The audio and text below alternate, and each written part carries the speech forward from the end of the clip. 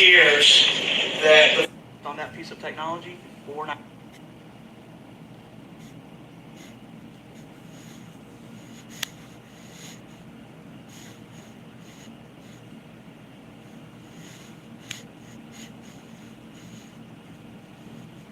Gentlemen of our jury, as you can see, we in Memphis, we operate on opposite ends of the spectrum. Sometimes it gets really hot, sometimes it will be cold.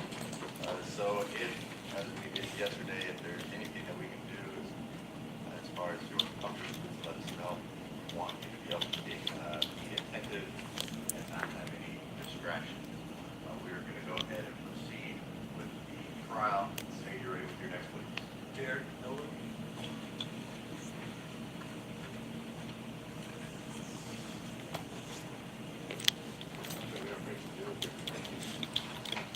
Solemnly swear affirm that the testimony you give today is the truth and nothing but the truth. I hope you got it. I do.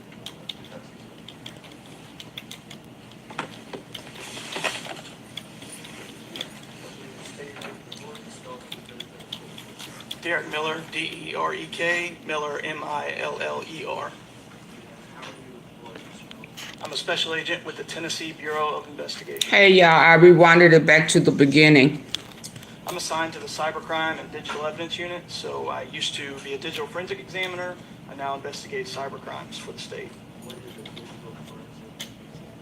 A digital forensic examiner is somebody who is specially trained to extract data off of an electronic device, whether it be a cell phone, a USB drive, a computer, and forensically analyze that data in a manner that allows you to interpret it and see the data without changing it and manipulating it. I had my basic digital forensic training at the Federal Law Enforcement Training Center in Brunswick, Georgia. That includes extracting data appropriately and then analyzing the data you've extracted. I've also attended numerous courses, advanced courses on digital forensics, several different specific companies that make software tools, training for those tools as well. Yes, sir. Many times. We have special tools that review the contents of the phone without changing or manipulating the data that's already on that phone. So we call that forensically examining. Okay. All that means is we're getting what. You finally found it. The home of your dreams. Except for that one shower. Now it's time. But the phone when we received it.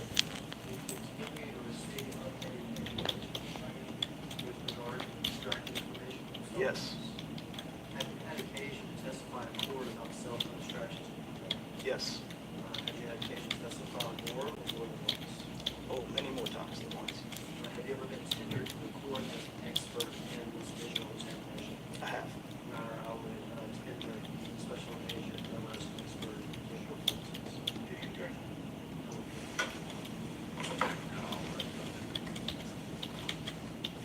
I want to call your attention to the case involving the death of Tyre Nichols.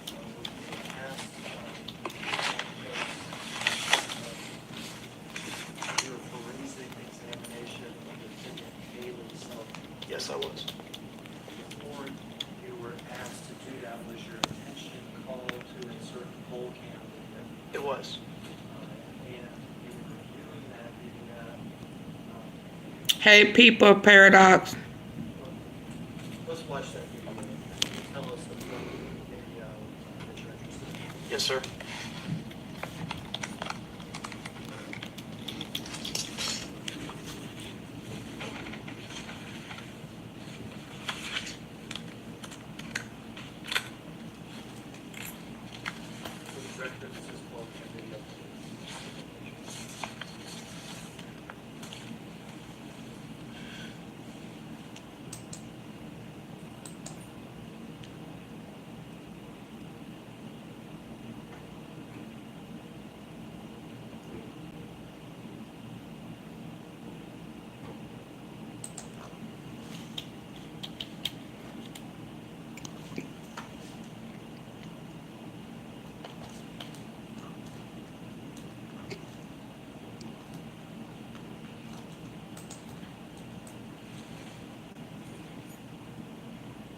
Oh.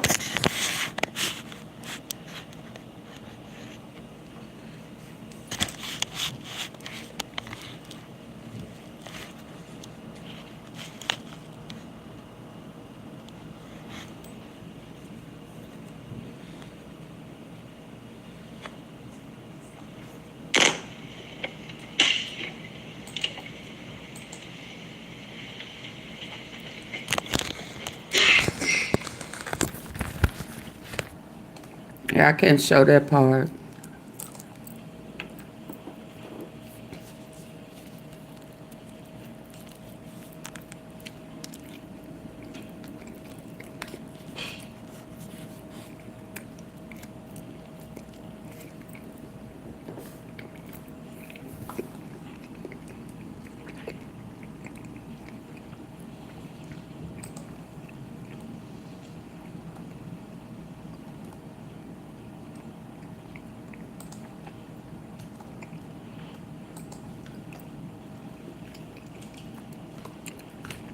It's still pretty bad. I can't show that part.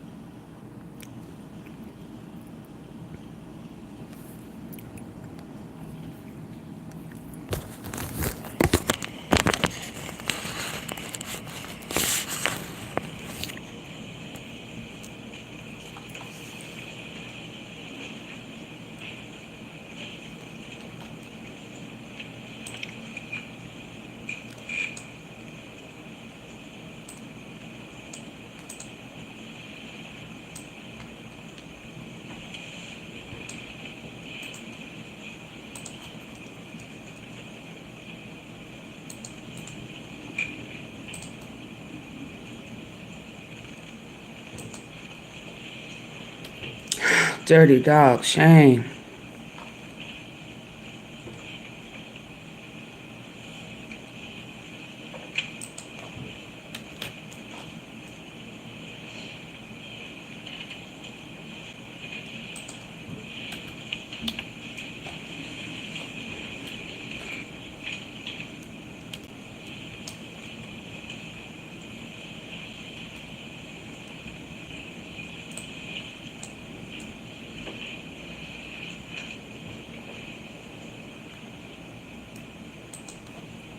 All right, it's coming up here in just the next 30 seconds.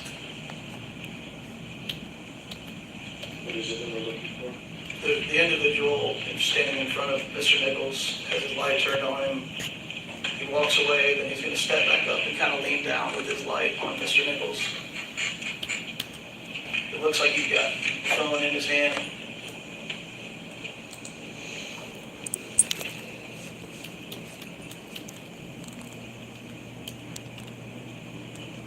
Time sent there is 2040 and for the record.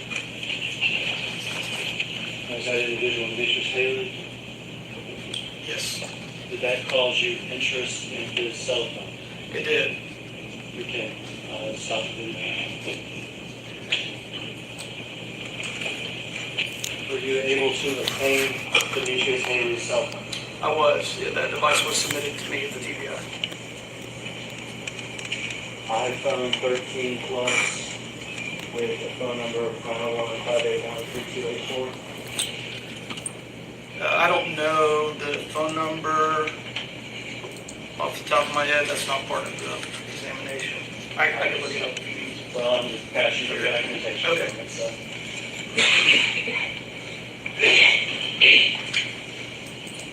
Yes, sir. yeah, tell me what that is. This is a property receipt from Demetrius Haley to TBI Special Agent Kim Covington for an iPhone 13 Plus with phone number 901-581-3284 or 94. If we could introduce that as basic numbers of the numbers, two pages. Object.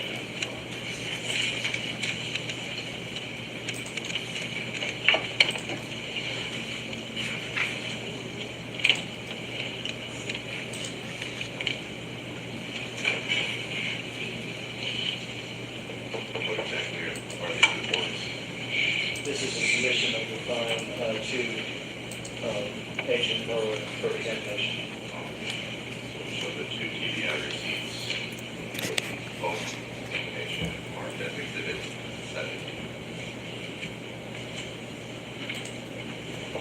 Did you also obtain a consent to search from Mr. Haley with regard to this one? A consent to search was obtained. That was not something that I did. I passed you a document. I snuck it in on here, so. That's correct. Yeah, this is a TBI, Tennessee Bureau of Investigation Consent Search Form signed by Demetrius Haley for iPhone 13 Plus.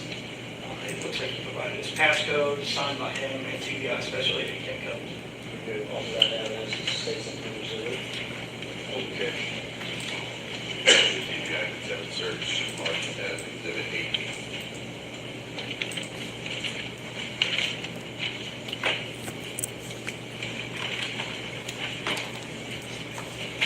All right, tell us how you searched the phone and what you're looking for.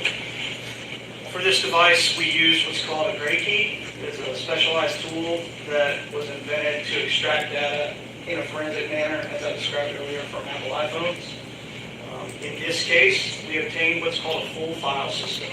If you think about data on your phone, everything that makes the phone work, everything you do on your phone, pictures, text messages, internet browsing, that's all stored in what we call the full file system. Okay? Think of a filing cabinet full of all of your data on a phone.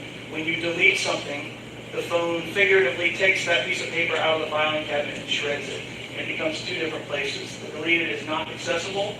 The non-deleted is still in that full file system. And so we're able to extract everything that had not been deleted from the iPhone. Did you find anything in the iPhone from the timestamp that we saw around 2040?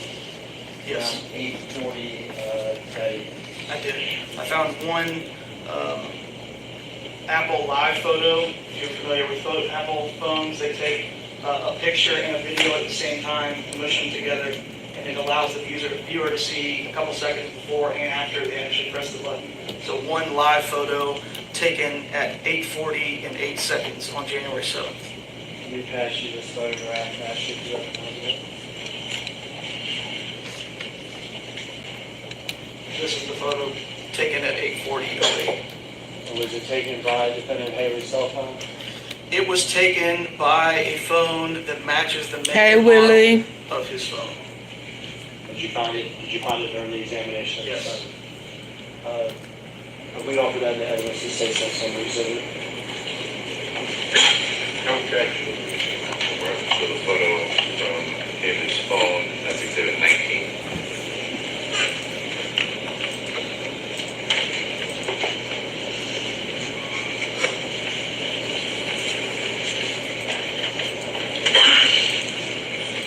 Can we publish this exhibit now? Yes, sir. Publish exhibit 19 for the record.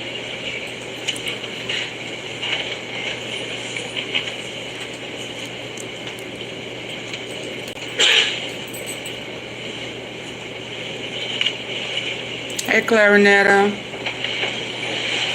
Where in Defendant Haley's phone was this picture found?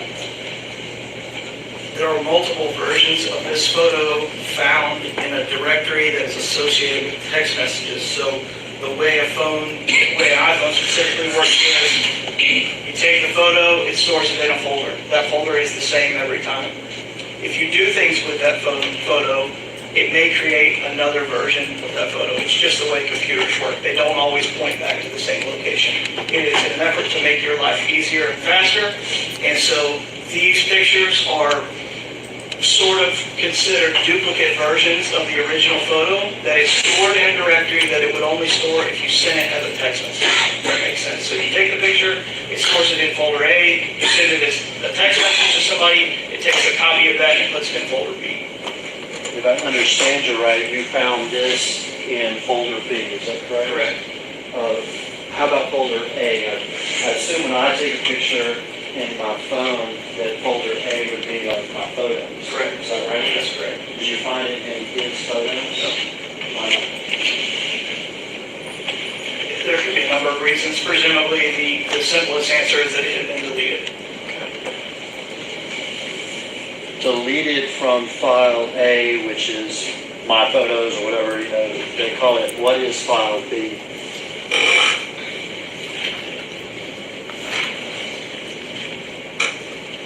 File B is, it's called SMS.db. It's a database of everything about text messages. SMS stands for short message service. It's old technology. When you used to send a text message, literally just text, it was called an SMS, a short message service. The acronym remains, they keep the same naming convention. So SMS has its own little bucket. And when you send something as a message, it goes into the SMS.db bucket. And that's how we're able to know that this photo is associated with a text message, because the only way a file gets there is by sending an SMS or a text message. Take the photo, it goes to my photos, but I deleted it from my photos, but I've sent it in a text message. You can still find that photo in my phone, sounds like, is that correct? That's correct. And when you find that photo in my phone, does it still have, I'm going to call it the metadata from the phone? Correct. From the picture? Yes. And when you found this picture within Haley's phone, does it still have the metadata associated with it? It does. And does it reflect the time that it was taken? It does. And what does it reflect? 8:40 and 8 seconds on January 7th, 2023, 8:40 p.m. Okay, so consistent with the video that we just watched. Correct. Was there evidence in the phone that, because you've already testified to it, that Mr. Haley shared the photo or sent the photo to other people? Yes. Is there evidence in the phone how many times he shared the photo with other people and when?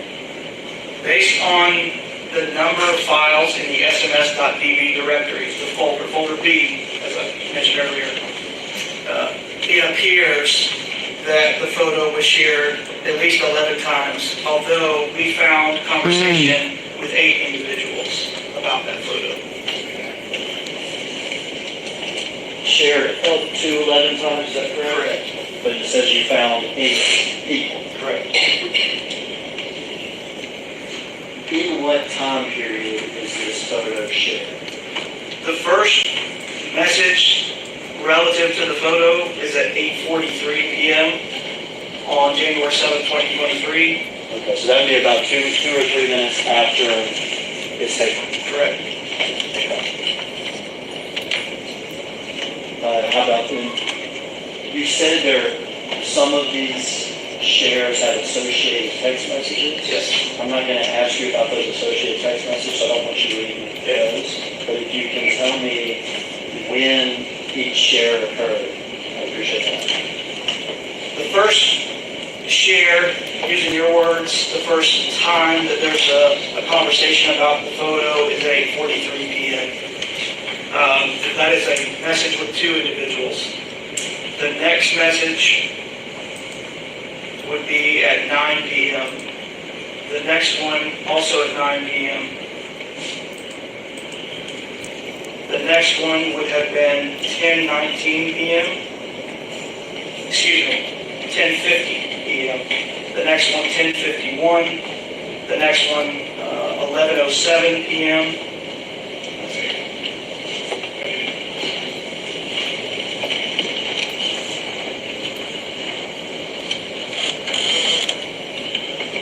I'm going to ask you with regard to, did you find a particular text exchange that you have, that we've printed out here before today? I did. Let me pass this to you. Tell me what this is. This is a iMessage conversation, which iMessage is Apple's text messaging service when 2 iPhones are messaging each other. This is an iMessage conversation between Mr. Haley and somebody stored in his phone as MPD Fox Austin P. And is that an extraction from Mr. Haley's phone? It is. We have that marked as 662. No objection. No objection. No objection. So the exchange text read as exhibit 1.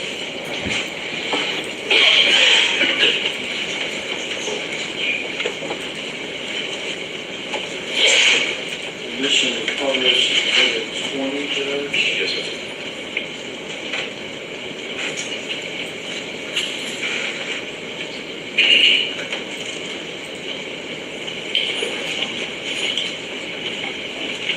tell us what we're looking up here. The top part is just information about the conversation. So in total, what you see the display names, local user is Mr. Haley's phone. MPD Fox AUTOPSY is the other person in the conversation. You see number of participants is 2.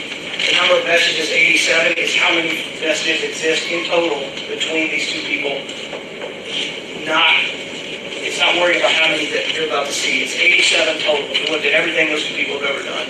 The first message between them was November 16, 2022, and the last message, January 8th, 2023. So the very first time they texted with each other about whatever, I just Right. had to do this. Correct.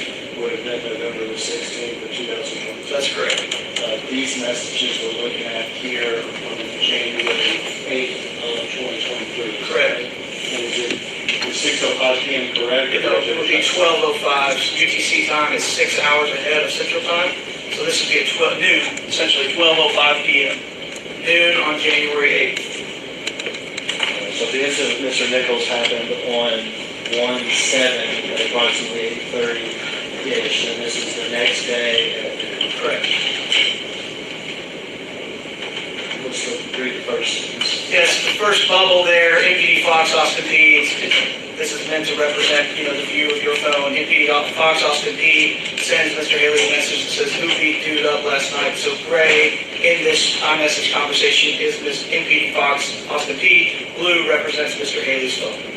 So he says, "Who beat dude up last night?" Mr. Haley's phone responds, "Us." So that's incoming, who beat dude up last night. Correct. And then a response to Mr. Haley's phone that says, "Oh." Correct. You can read the rest. They MPD Fox Austin P says they relieved some folks. FR, that is my interpretation of that, means for real. Mr. Haley's phone says, "Yeah, 6 of us." MPD Fox Austin P says, "Damn, I don't understand why though." Mr. Haley's phone says, "I guess it's just procedure." IDK, meaning I don't know. MPD Fox Austin P says, "Shit stupid, keep y'all head up, Brody. The city needs y'all. FR, again, for real, for real." Mr. Haley's phone says, "Appreciate it, bro." You're pretty good at the text line, guy. I've got to Google that stuff sometimes. I'll get an FR, I have to Google and see what it is. No further questions.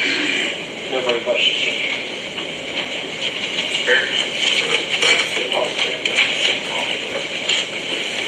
Interesting. Thank you, John.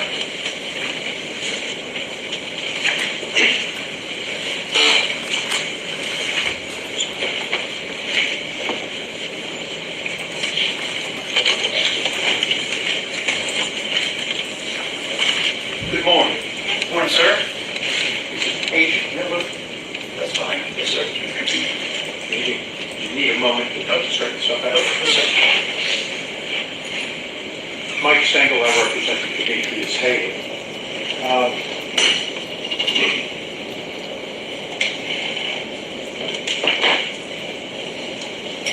Am I correct that in analyzing, once you've dumped the messages associated with this picture, that you were also able, like you just saw with MPD Fox Austin P, you were also able to see text messages with respect to who that photo was sent to. Yes, sir.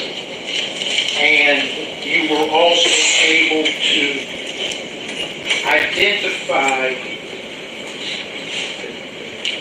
let me make sure I'm correct. For instance, talking about text with MPD Fox Austin P. That identification comes from, that's how that phone number is stored in this phone, correct? That is correct. So that could be anybody. Yes, sir. Okay, it could be Mike Stengel, but stored as MPD Fox Austin. With respect to the several people you said were involved in text messages with this photo and Mr. Haley's phone, did you? That is not something that I did. No, sir. So you are able to tell Please get the likes up. Stored contact name, his phone engaged, it stuck with the phone, correct? Correct. And am I correct that several of those,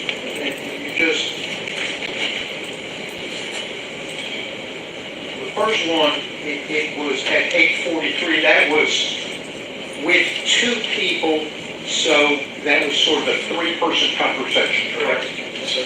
And later on, am I correct that Please get the likes some up. of those texts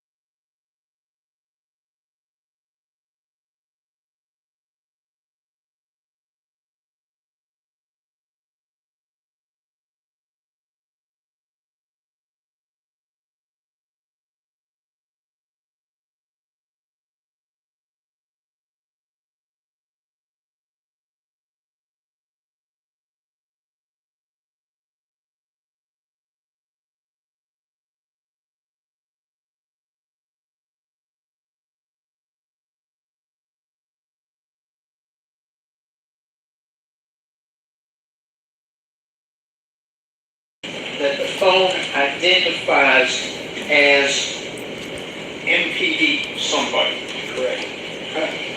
More than one went to somebody, different people identified by MPD, correct? That's correct. Were you able to determine, like with MPD Austin, MPD Fox, Austin P, whether that meant Memphis Police Department? All I know is what's represented in the phone, just like you talked about a minute ago. Okay. And some of the recipients of that photo had questions or comments about it, text questions or comments about it, correct? Correct. And at one point, in response to one of those questions, Mr. Haley texts that he grabbed his partner's gun, correct? That's correct.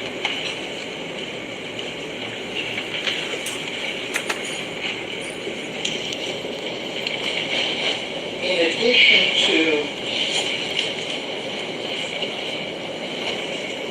the forensic examination of Mr. Haley's phone, in connection with this case, you also examined at least two other phones, correct? That's correct. And one of them belongs to Tyre Nichols, is your understanding, correct? Correct.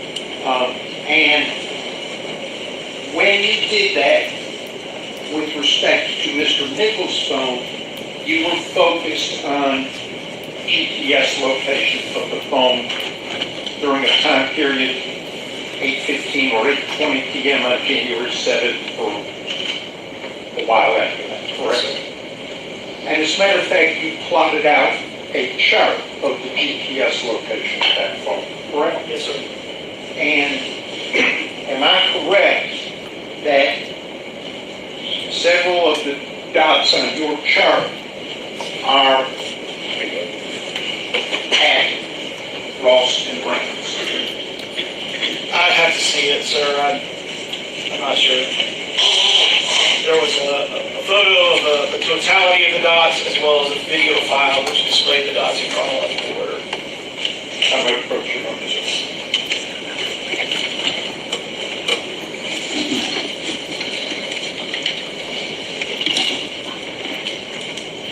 Yes, You sir. recognize Yes, that sir. as a copy of part of your work product, Yes, sir. and that's from your forensic examination of Tyre Nichols' phone related to this case. That's correct. Your Honor, I've asked that be marked as the next number of exhibit. No objection, there's no objection. The report on Mr. Nichols' phone, exhibit 21.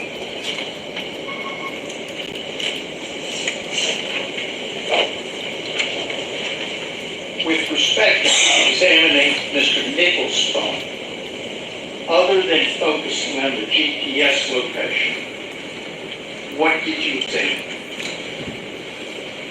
In this case, I gave 2 maps of GPS location as well as all of the contents of the phone to the investigator that submitted it to me. That's standard procedure. Okay. Did you examine any of the text messages? I don't know if I did or not, but they're not in my report. Did you examine the contacts saved in the phone?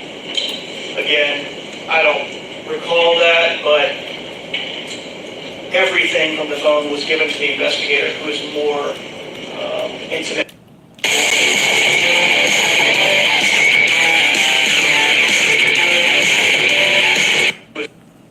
Okay. Is it a fair statement that after extracting all of the data from the phone and giving it to the investigator, would the investigator be Agent Nick Ellison? No, my report was provided to Charles Baker, especially. So you gave the contents extracted from Tyre Nichols' phone to Agent Charles Baker, correct? Correct. You prepared these 2 reports of GPS location, correct? That's correct. And those were given to him. Correct. You didn't prepare any other reports. Correct. No reports on contact names, emails, text messages, social media, anything like that. That's correct. Online purchases or anything. That's correct. I might have a moment with my client, Your Honor.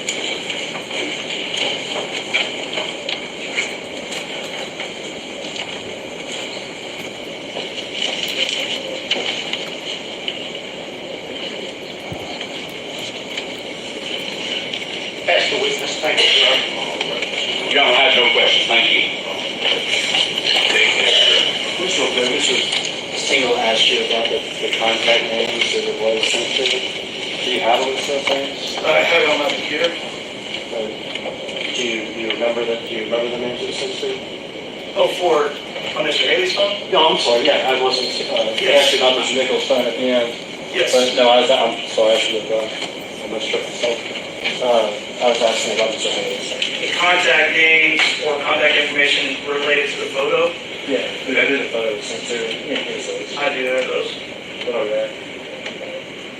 The first one is, let me summarize all of these. I have a name that is stored in the phone associated with the phone number. So for every one of these, I have the phone number, which is a factual thing, that is what it is, and then the name that Mr. Haley's phone associates with that number.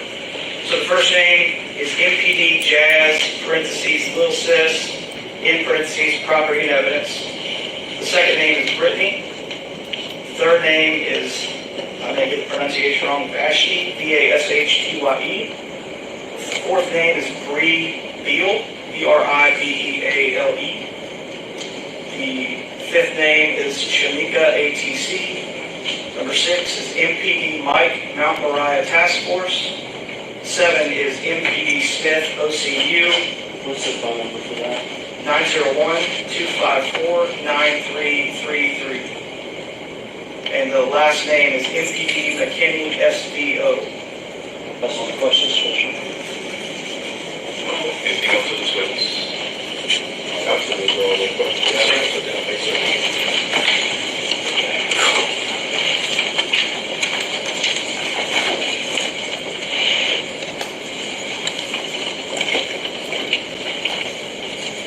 Thank you all.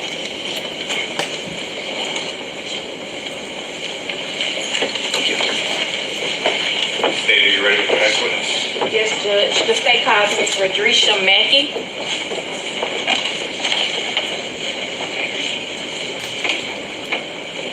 Ms. Mackey, will you step this way, please?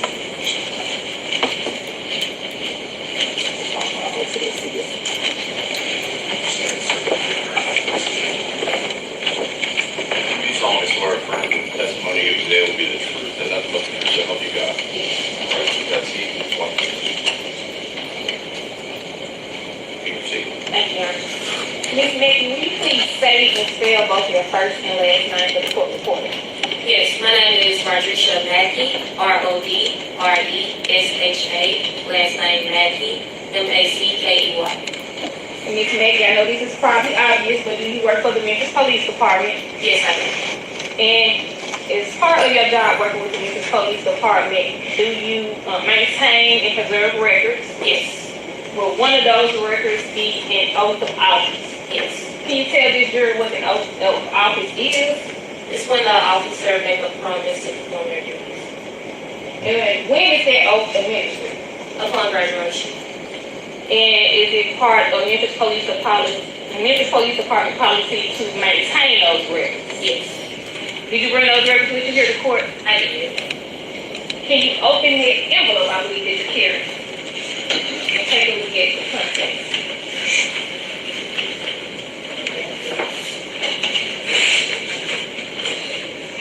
Yes, this is the oath of office. Can you tell us who those oath of offices are for? Tadarius Bean, Emmett Martin III, Demetrius Haley, Justin Smith, and Desmond Mills Jr. Your Honor, at this time, I would ask that Ms. Rodrisha Mackey be tendered as a keeper of records for those documents and acts that they be added as the next number exhibit. First, as far as any objection to being the keeper of the records? No objection. No objection. All right, as far as this being the next labeled exhibit? Okay. Is this going to be one collecting? Yes, Your Honor. All right, passes.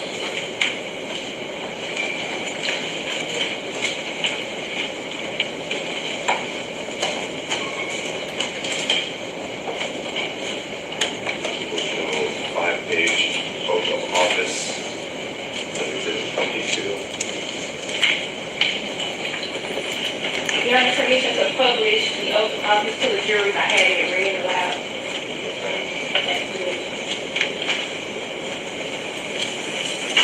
Memphis Police Department oath of office. Last name Bean, first name Tredarius. Section 133, basic recruit. I do solemnly swear that I will support the Constitution of the United States, the Constitution of the State of Tennessee, the laws and ordinances of this city, and that I will faithfully comport myself while in office. So help me God. Signed by Mr. Tredarius Bean on the 14th of January 2021. First name Emmett, last name Martin, section 125. Same language. I do solemnly swear that I will support the Constitution of the United States and the Constitution of the State of Tennessee, the laws and ordinances of the city, and that I will faithfully comport myself while in office. So help me God. Signed by Mr. Emmett Martin. Demetrius Hayden, basic recruit 133. Same language. I do solemnly swear that I will support the Constitution of the United States and the Constitution of the State of Tennessee, the laws and ordinances of this city, and that I will faithfully comport myself while in office. So help me God. Signed by Defendant Hayden. First name Justin, last name Smith. I do solemnly swear that I will support the Constitution of the United States and the Constitution of the State of Tennessee, the laws and ordinances of this city, and that I will faithfully comport myself while in office. So help me God. Signed by Defendant Justin Smith. Last name Mills, first name Desmond. I do solemnly swear that I will support the Constitution They failed at that, didn't the they? Constitution of the State of Tennessee, the laws and ordinances of this city, and that I will faithfully comport myself while in office. So help me God. Signed by Defendant Desmond Mills. Ms. Megan, with those have been the oath of office that every officer takes upon graduation. Yes. Just this time I'll pass the meeting. No question, John. No question. No question, John. Thank you.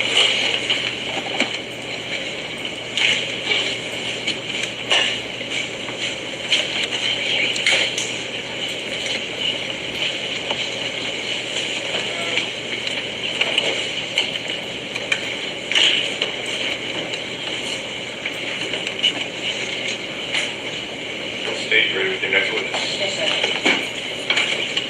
State calls Dr. Ross.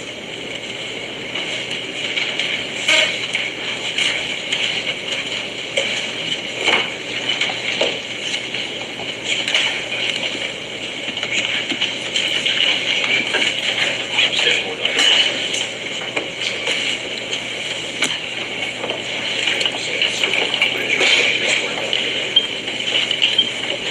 Sir, do solemnly swear affirm that the testimony you give today will be the truth, and the truth so help you God. I do. That's easy.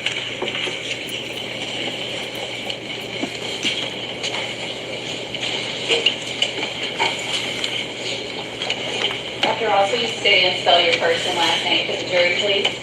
Marco, M-A-R-C-O, Ross, R-O-S-S, Dr. Ross, where are you employed? at the West Tennessee Regional Forensic Center How long have you been there? since March of 2007. What is your current title or position? Chief Medical Examiner and Forensic Pathologist. How long have you held that position? I've been the Chief Medical Examiner for approximately 3 years now. As Forensic Pathologist since I started there. What are your duties as the chief medical examiner? To oversee the operations of the West Tennessee Regional Forensic Center and to direct the activities of staff pathologists. Can you tell the jury a little bit about your educational background before becoming the chief medical examiner? I received my medical degree from Tulane University in 1985 surgery at the University of South Carolina in 91, and then served as a surgeon in the U.S. Navy from 91 to 95. Following that, I completed a residency in anatomic and clinical pathology at the University of Vermont in 1999, and a forensic pathology fellowship at the University of North Carolina in 2000. Following that, I served as a medical examiner in Phoenix, Arizona for 2.5 years, then Spokane, Washington for 4.5 years before coming to Memphis. And as part of your duties, are you a member of any professional societies, or do you have any certifications or licenses along with your position? I'm currently licensed to practice medicine in the state of Tennessee, and I am board certified in anatomical and clinical pathology as well as forensic pathology, and hold memberships in the National Association of Medical Examiners and the American Academy of Forensic Sciences. Dr. Ross, can you tell the jury a little bit, as a medical examiner, what do you do on a day-to-day basis? What are your actual job duties? We are responsible for evaluating those deaths that occur either due to unnatural means or are sudden and unexpected deaths, or deaths that occur without the attendance of a physician. Do you perform autopsies? Yes. And tell the jury a little bit about how you go about doing that. When we perform an autopsy, that is an examination of the body, both the outer surfaces and internal structures of the body.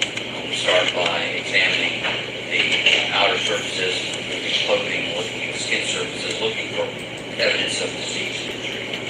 Then we proceed with an internal examination, which is making incisions in the chest, abdomen, and head in order to examine the internal structures, organs, and tissues of the body, also looking for evidence of disease and injury. Dr. Ross, in your career as a forensic pathologist, approximately how many autopsies would you say you have performed? I'm on the order of about 5,000 autopsies at this point. And in the course of your duties as a medical examiner, have you had occasion to testify in court? Yes, I have. Have you testified here in these state courts? Yes, I have. Have you testified in this court in particular? Yes, I have. Have you testified also in federal courts? Yes, I have. Your Honor, at this time, I would tender Dr. Ross as an expert in forensic pathology. Any objection? No objection. No objection. Then, so voted. Thank you, Judge. Can you tell the jury, you just described what an autopsy is and what you do. When you go about performing an autopsy, do you have occasion sometimes to review additional records? Maybe if the patient transferred to you from a hospital, on occasion would you look at hospital records? Yes. Would you look at ambulance run reports if that was available? Yes. And does that information come to your office, or is that something you have to request additionally? We usually have to request it on occasion if it comes by other means, but usually we actually request it from those sources. And you describe for the jury generally what an autopsy is. When you do that autopsy, do you, when you make your findings, do you also prepare sometimes diagrams that go along with that report? Yes, part of the autopsy includes making notations, usually diagrams at the time of autopsy, and those will all get incorporated. Y'all please come in, hitting the like button. Do you take photographs during the autopsy as well? Yes, we do. Those photographs often document injuries or the findings that you make. Correct. In each autopsy you perform, is that autopsy given a unique identifying number? Yes, it is. And in the case today, we're interested in autopsy 2300-0074. Are you familiar with that autopsy? Yes, I am.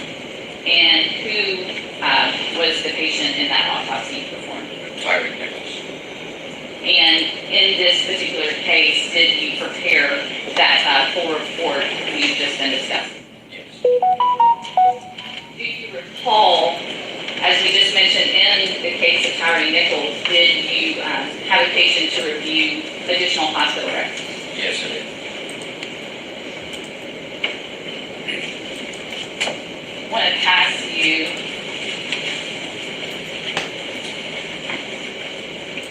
a document.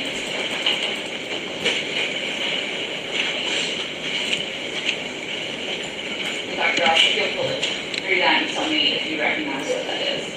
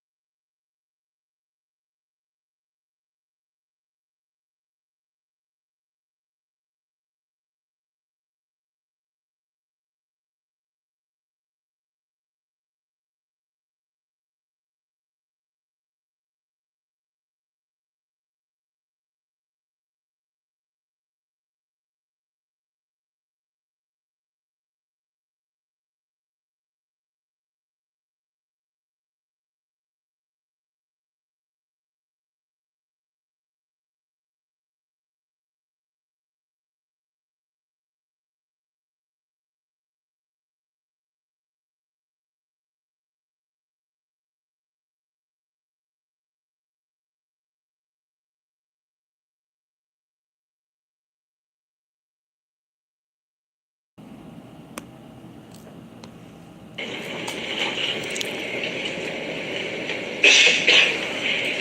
are copies of our report of investigation, the autopsy report, the neuropathology consultation report, the toxicology reports, associated diagrams, as well as evidence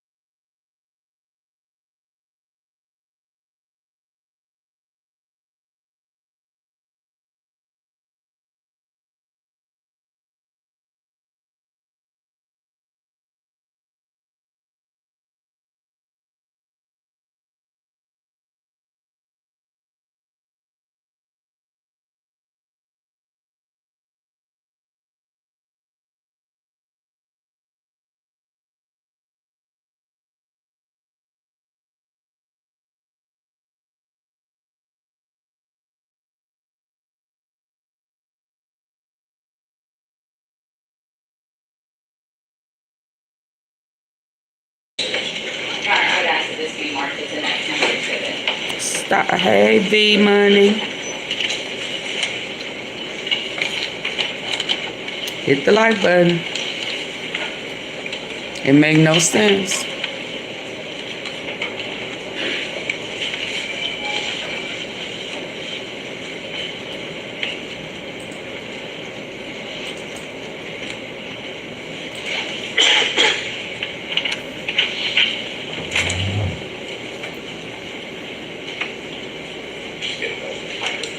Trump is now in his first month in office, and we want to know how you think he's doing as president. You guys know how I think he's doing. Go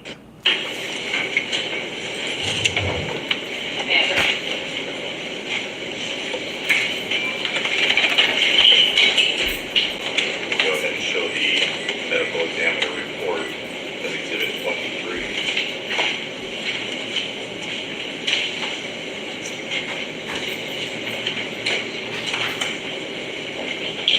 Dr. Ross, did you read your own copy of that report that you for today? Yes, I did. When was this autopsy performed? It was performed on January 11, 2023. And who performed this autopsy? Myself and Dr. Laura Batwell, who was a fellow in training at the time. And asked you a photograph.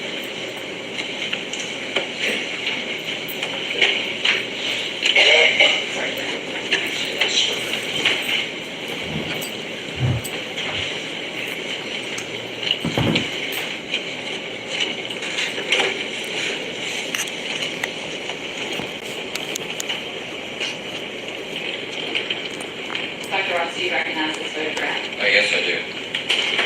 What is pictured in? It's a photograph of the face of the deceased Tyre Nichols taken at the time of autopsy. Does it also have that specific autopsy number that you mentioned earlier? Yes, it does. And does every photograph that's taken during the autopsy have that identifying number in it? Yes, it does. Your Honor, I've asked this to be marked as the next exhibit. Any objections? There will be a objection. We'll show the photo of Mr. Nichols' face as exhibit 24. Your Honor, permission to publish.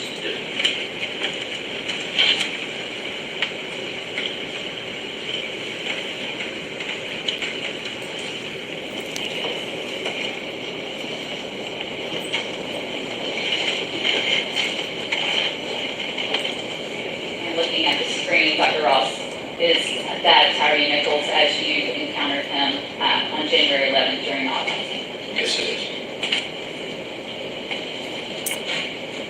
Dr. Ross, you mentioned when you go about to perform an autopsy, you first start with an external examination and then do the internal examination. So I want to start today with the external examination. First, and I believe there may be some diagrams in the autopsy that could be helpful in explaining this, but did you do the external examination of Mr. Nichols? Yes. And tell the jury a little bit about how you go about that. We just look over the surfaces of the body. We evaluate for any irregularities or abnormalities on the skin surfaces, make notations of things such as size, color, distribution of any of the abnormal areas. Did you find such abnormal areas in this particular case? Yes, we did. And did you document those? Yes, we did. And did you diagram them? Yes. Sad, y'all. This is sad. Very sad. I want to draw your attention to one of those diagrams within the autopsy. I believe there are several diagrams, but the one in particular that's labeled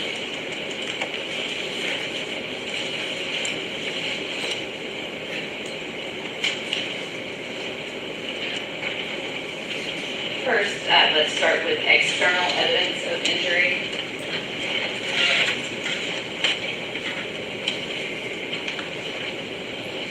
Yes. And Your Honor, this is part of the autopsy that's been admitted. I'm asking permission to publish that diagram so the jury can follow along. And if I could also also pass Dr. Ross a laser pointer in case it may be useful. It surely works. What's the issue? And Dr. Ross, we may need to test the test. I think we have to point it at the screen to see if it's working.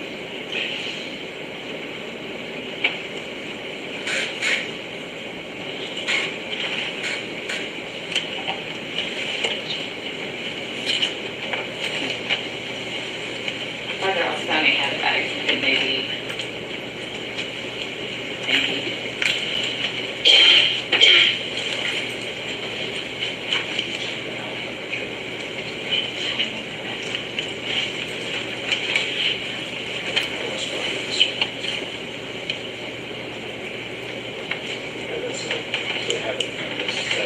A large circle, but not a red dot.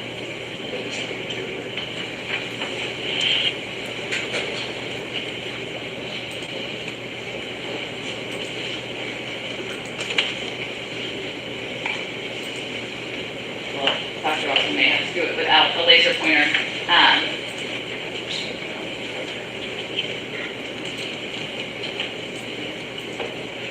If you will, Dr. Ross,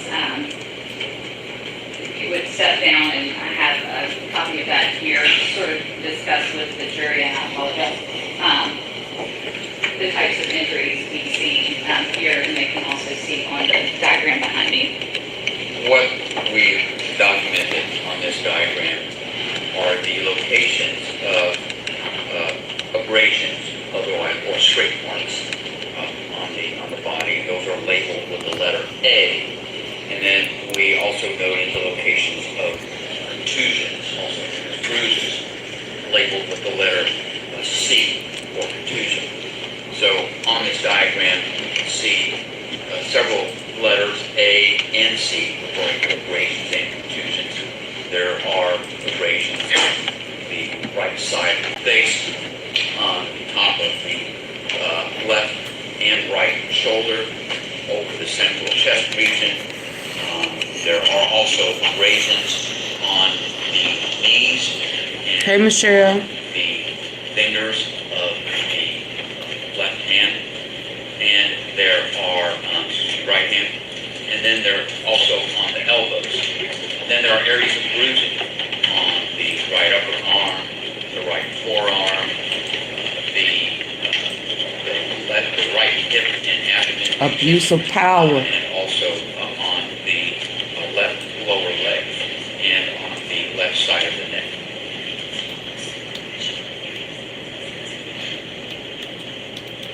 And those injuries you just discussed, would these be more what we may refer to as superficial injuries? As you mentioned, a bruising, but then the abrasions are just sort of scraping type injuries? This is what we see on the surface of the skin, and some of it remains a little bit more superficial and limited to the skin. Some of it is continuous with deeper injuries of the body. And is that something that you can then learn more about as you do your internal examination? Correct. If you'll resume your seat on the witness stand, I'm going to pass you, Dr. Ross, some photographs of those injuries you just discussed.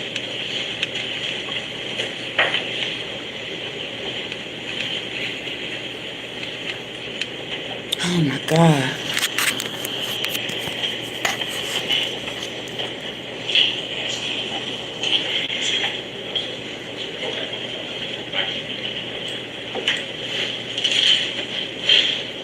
Connor, if I may pass all of these and then we'll admit it collectively, if it may just be easier. Dr. Ross, the first photograph, can you tell me what you see there? This is a photograph of the right side of the face, showing an area of scrape mark and a little bit of bruising on the right temple region of the face. Can you describe the next photograph?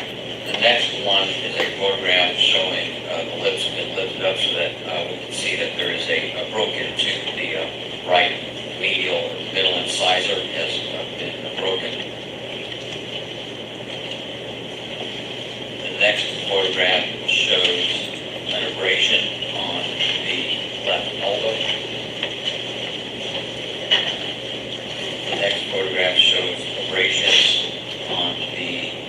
right knee. The next photograph also shows abrasions to the right knee, just a little bit more, not as close up as the previous photograph. The next photograph shows an abrasion on the left knee. And the next photograph shows abrasions on the, some of the knuckles of the right hand. And the next photograph shows abrasions on the top of the right shoulder. And the next photograph shows an abrasion on the left shoulder. And the photographs that you just looked at, are those photographs consistent with the injuries you just discussed in the diagram? Yes, they are. Your Honor, I would ask that these photographs be marked as the next collective exhibit.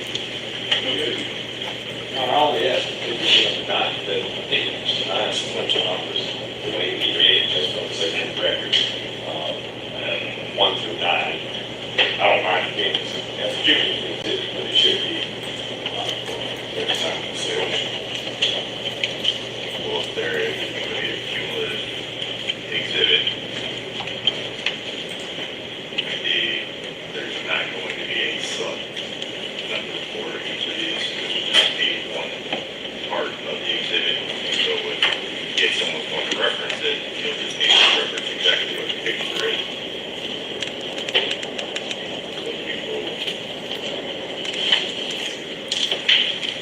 Nine photos will show this as a collective exhibit, exhibit 25 of the autopsy.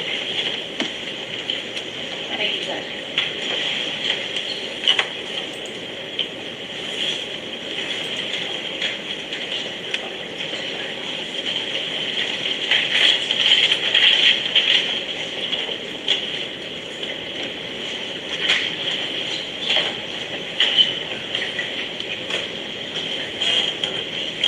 Your Honor, if I may publish to the jury, and again, if I could just have Dr. Ross step down and with each photograph, show the jury what he's describing. Thank you, Judge.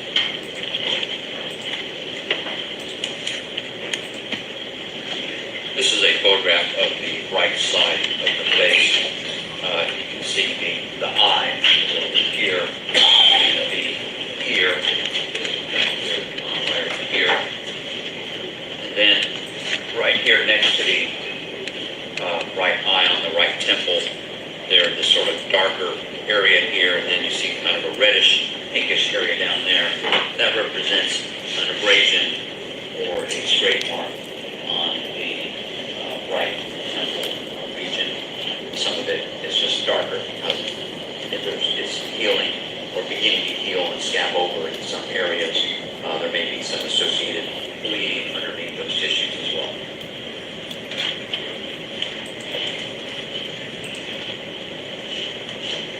This is a photograph where we have lifted up the upper lip to show that the tooth on the right side, the incisor tooth, has been broken. You can see that the one on the left side is intact, but the one on the right side is a broken tooth.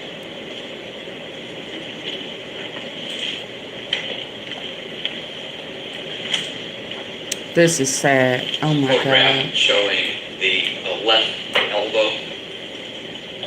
Right, and there is an abrasion or a scrape mark on the left elbow. That reddish, pinkish lesion is a scrape mark.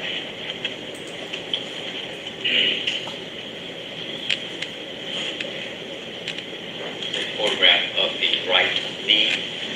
Several of those pinkish, reddish, straight marks around. His nerves bad.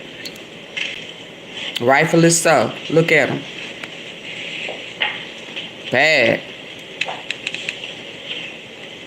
Another He praying now. of the same injury, just taken further back, so you can see it relative to I'm straying. above the Yeah. area.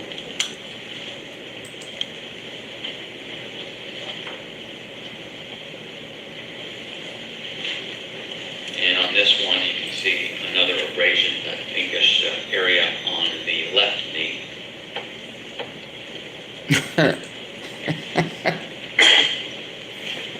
No other help I know. And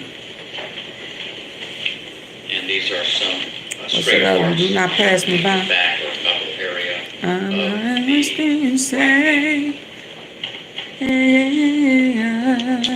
oh, blessed say, in my This is a photograph of the right shoulder, showing reddish brownish areas or additional yeah, you meet the Lord right about now. Huh. right shoulder.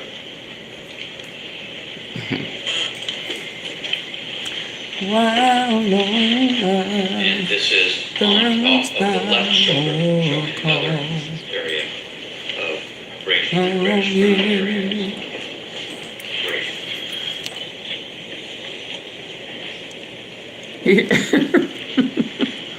Do not have me burn. Draw your attention to another. I ain't no good, I'ma be money. Labeled injuries at the top. Ooh. If I could pass you, I know you have your report as well.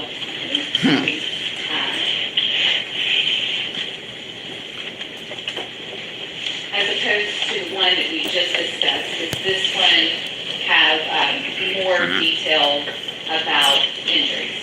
Yes, the previous diagrams showed the locations of the injuries. In this diagram, we are including a description of the injuries, primarily that of size and coloration of the injury. We need them old hymns. On several of these notations, there's numbers out to the side. Can you tell the jury? Them old Yes, hymns. those numbers refer to dimensions or size of that injury in inches.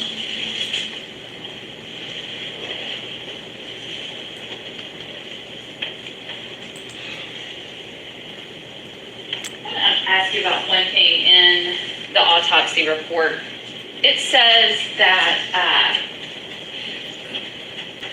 it says that Mr. Nichols was 73 inches tall and weighed 209 pounds. Correct. The likes are in the teens, V Money. I'ma shut it down in a minute. They playing with me. Is there any They ain't supporting me or nothing. I'ma shut it down. They don't know. I'll shut it down. Contact with Mr. Nichols, why he would weigh that amount? Because of the amount of fluids administered to him medically during his hospitalization.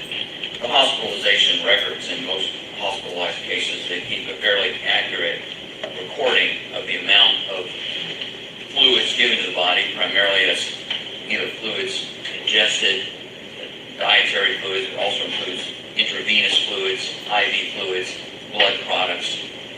And in this case with Mr. Nichols, basically all primarily intravascular fluids. I believe some blood products were also administered, but primarily intravenous fluids of some variety. And then they also measure output. And in this case, it's primarily urine, the amount of urine that occurred. And during his stay in the hospital, as I recall, the records showed that he had received approximately 25.5 liters of fluid, but had only put out about 4 liters of fluid. So he's got an excess of 20.5 liters of fluid in his body. So that's how much more fluid is retained by his body that was not excreted by the body. And that amount comes out to about 5.7 gallons, if I remember right. And in terms of weight, that amount of, if that is 5.7 gallons of water, is about 40 pounds. So it can explain why he has so much additional weight, because of all the fluid that he was administered but retained. And the reason he retained all that fluid is because he had a very low urine output during his hospitalization. Thank you for that explanation. We discussed some of his external injuries. Dr. Ross, I'm going to move now to internal examination, want to focus primarily on what your findings were regarding the examination of the head and neck area. Yes. What the internal examination of the head and neck showed was that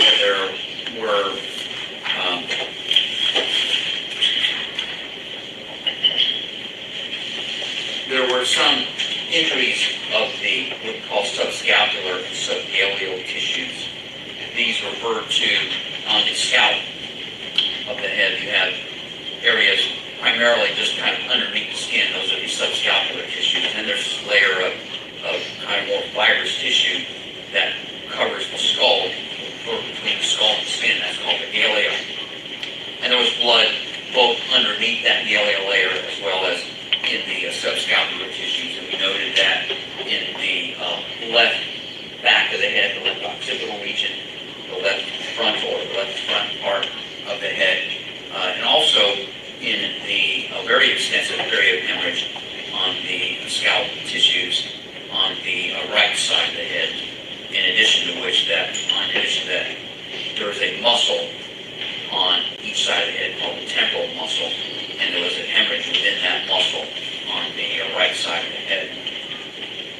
We then proceeded with the internal examination of the head, and looking at the brain, saw that there were areas of some contusion or bruising on the brain surfaces towards the front, sort of the left side of the left, what we call the left temporal cortex, and then when we did examinations by making sections in the brain, we could see that there were injuries and hemorrhages inside the brain tissue.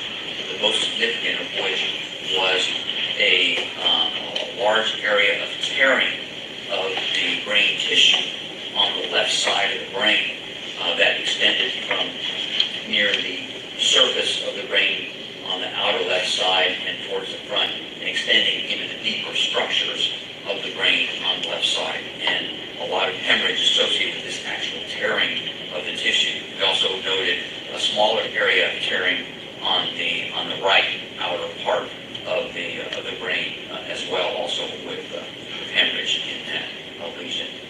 Then, as part of the examination of this, we also microscopically looked at the brain tissue and could see that in addition to these areas of hemorrhage that were occurring relating to the contusions or bruising on the surface of the brain, as well as the tearing of tissues on the more internal parts of the brain, we can see what is known as axonal injury.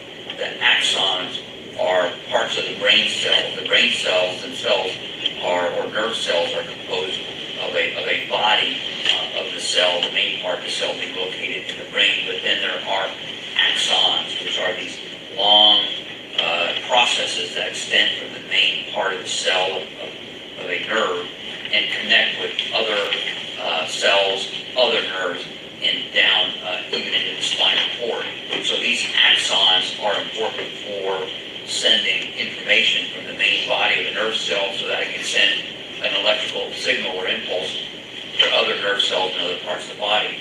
When there are injuries to those cells, you can disrupt those axons, and there are special stains we can use to look at those axons, and that is called axonal injury. He had evidence of axonal injury in multiple areas of his brain. And based upon the distribution of those axonal injuries, we can determine if it's primarily because of traumatic disruption of those axons, or sometimes those axons can be disrupted by a lack of blood flow to those areas, and that's called more of a vascular type of axonal injury.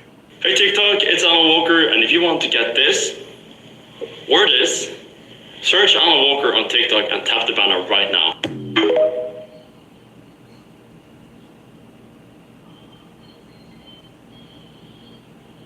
The saving sheriff has come to town at Van Chevy. The sheriff is keeping your budget in line and has locked in low pricing on used Chevrolet models. We've got the inventory, and the sheriff has locked in savings. 2025 Trax locked in at $2,500 off MSRP. 2025 Trailblazer locked in at $3,500 off MSRP. 2025 Equinox locked in at $5,000 off MSRP. Let the saving sheriff help you today. Visit VanChevroletKC.com. Together, let's drive. 'Cause all roads lead to Van. Torsional injuries, it's evidence of a torsional injury, which would mean to indicate that the brain itself is not entirely fixed within the head. It can shift because the brain is surrounded by a layer of fluid called cerebrospinal fluid, which allows the ability of the brain to shift around a little bit independently of your movement of the skull. But if your skull or head is forced to move in a manner very rapidly, the brain may have difficulty sort of catching up with that. And when it does, you get different forces that twist on that brain, and that actually tears on the brain tissue. That's what's called torsional injury. In your experience, Dr. Ross, when have you most commonly seen these types of torsional injuries where you have the twisting and the tearing of the brain within the skull? Most commonly, in my experience, I've usually seen those kinds of injuries, like car accidents, for example, or people falling off of a height of some sort. Can you explain to the jury why that would happen in a car accident? Again, it's the power of the forces that's involved with the impact on the head. And a lot would have to do with the positioning of the head and where the motor vehicle might impact and how restrained an individual is and whether or not the head itself may impact or not with other parts of the other vehicle independently because of the forces of the motor vehicle. After you completed the initial autopsy portion, and I mean the actual examination of the external and internal organs of Mr. Nichols as you described, was there some additional work that had to be done to make these determinations of the brain injuries? Well, I mean, when we looked at the brain ourselves, we did also consult with a neurologist in New York, and she looked over our case as well, looked at all of the photographs that we took of the case, as well as we sent her all of the microscopic slides that we had performed on this case. We sent to her for her interpretation. Did you also, after completing the autopsy and conferring with the neuropathologist, did you view the video, any video in this case? Yes. And was that what we refer to as a skycop video or pole cam video? Yes, I believe so. Your Honor, if I may show that video to Dr. Ross now.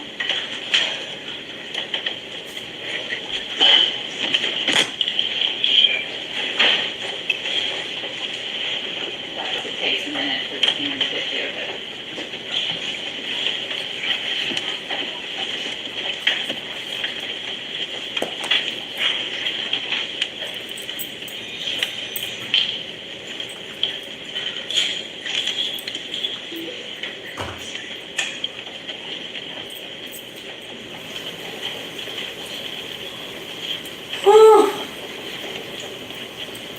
It's time to soak my foot again. Oh.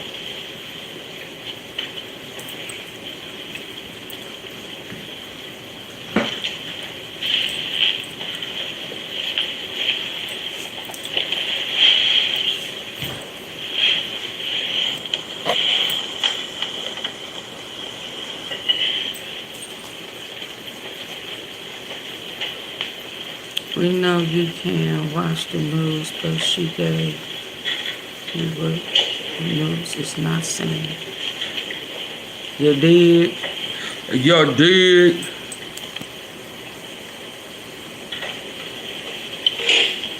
Oh.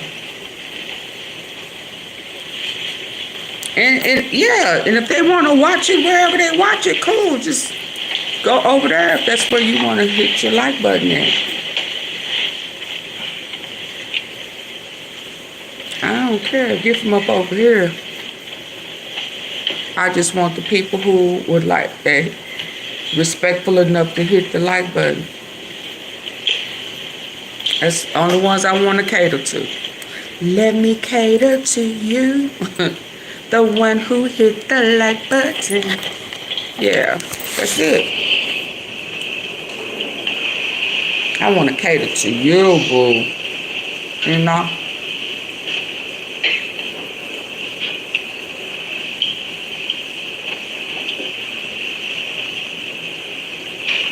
Cause you the only one. Okay, I'm gonna pause for a cause.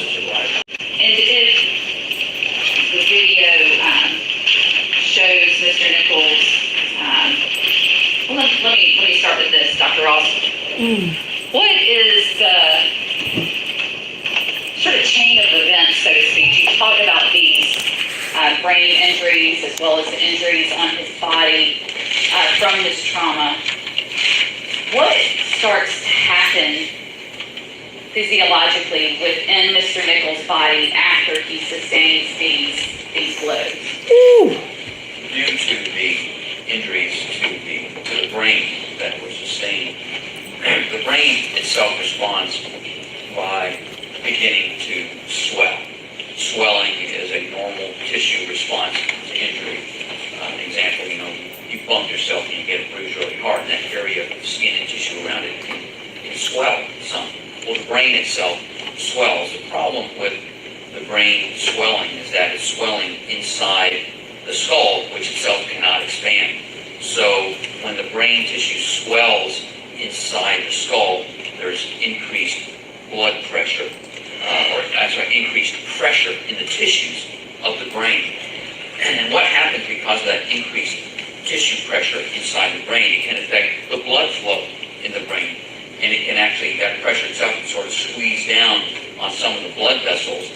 So you can actually get a loss of blood supply to certain areas of the brain.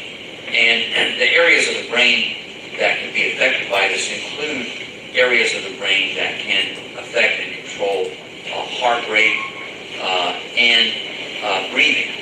And so head injuries such as this with swelling can lead to a cardiopulmonary arrest, which is what occurred in Mr. Nichols' case.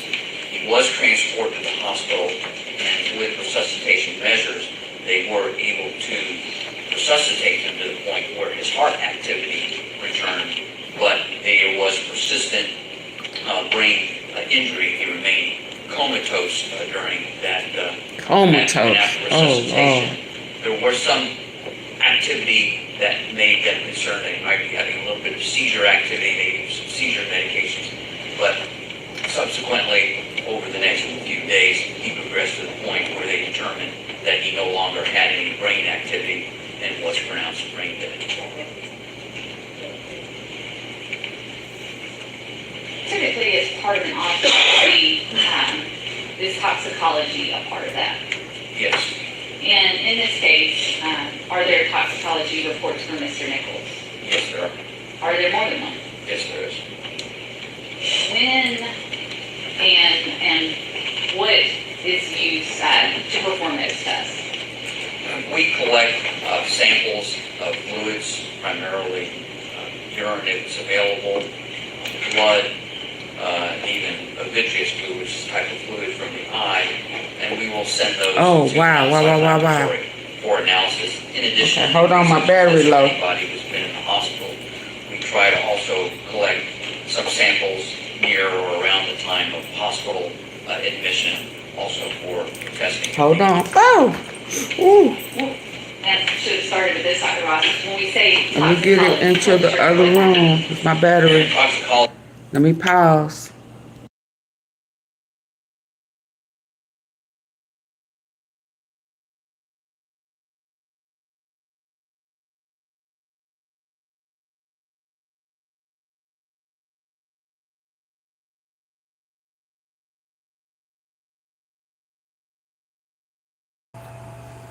Let me get it set up.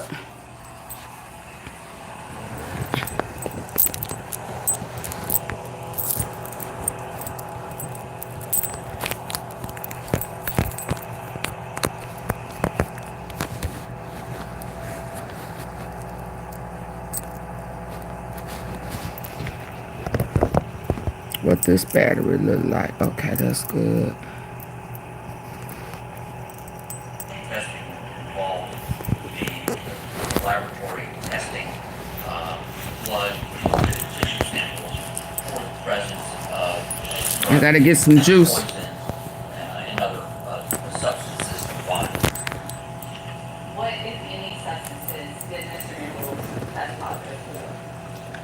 The toxicology results revealed that there was ethanol that was detected, alcohol, also caffeine, nicotine, naloxone, also known as Narcan, which had been administered by MS, lorazepam, which is a benzodiazepine Valium type drug, and levetiracetam, which is an anti-seizure drug. Both of those drugs were administered in the hospital because of in the hospital. seizure activity as a result of brain injury. The testing also revealed the presence of cannabinoids or marijuana products to include delta-9 carboxy THC, which is a breakdown product, and also delta-9 THC, which is the active ingredient of marijuana. Thank you, Dr. Ross. I'm going to go down to what were specifically, we've talked about a lot of these, but per the autopsy report, what specifically were the pathological diagnoses in this case for Mr. Nichols? The pathological diagnoses included blunt force injuries of the head and neck, which in that category included multiple horrible contusions, that is, contusions or bruising on the surface of the brain, as well as rotational or torsional injury of the brain manifested by the hemorrhagic tears and the axonal injury of the brain. Also cerebral edema or swelling of the brain, and acute hypoxic ischemic changes of the brain, meaning the lack of oxygenation of certain areas of the brain, the swelling of the brain. That's what hypoxic ischemic refers to.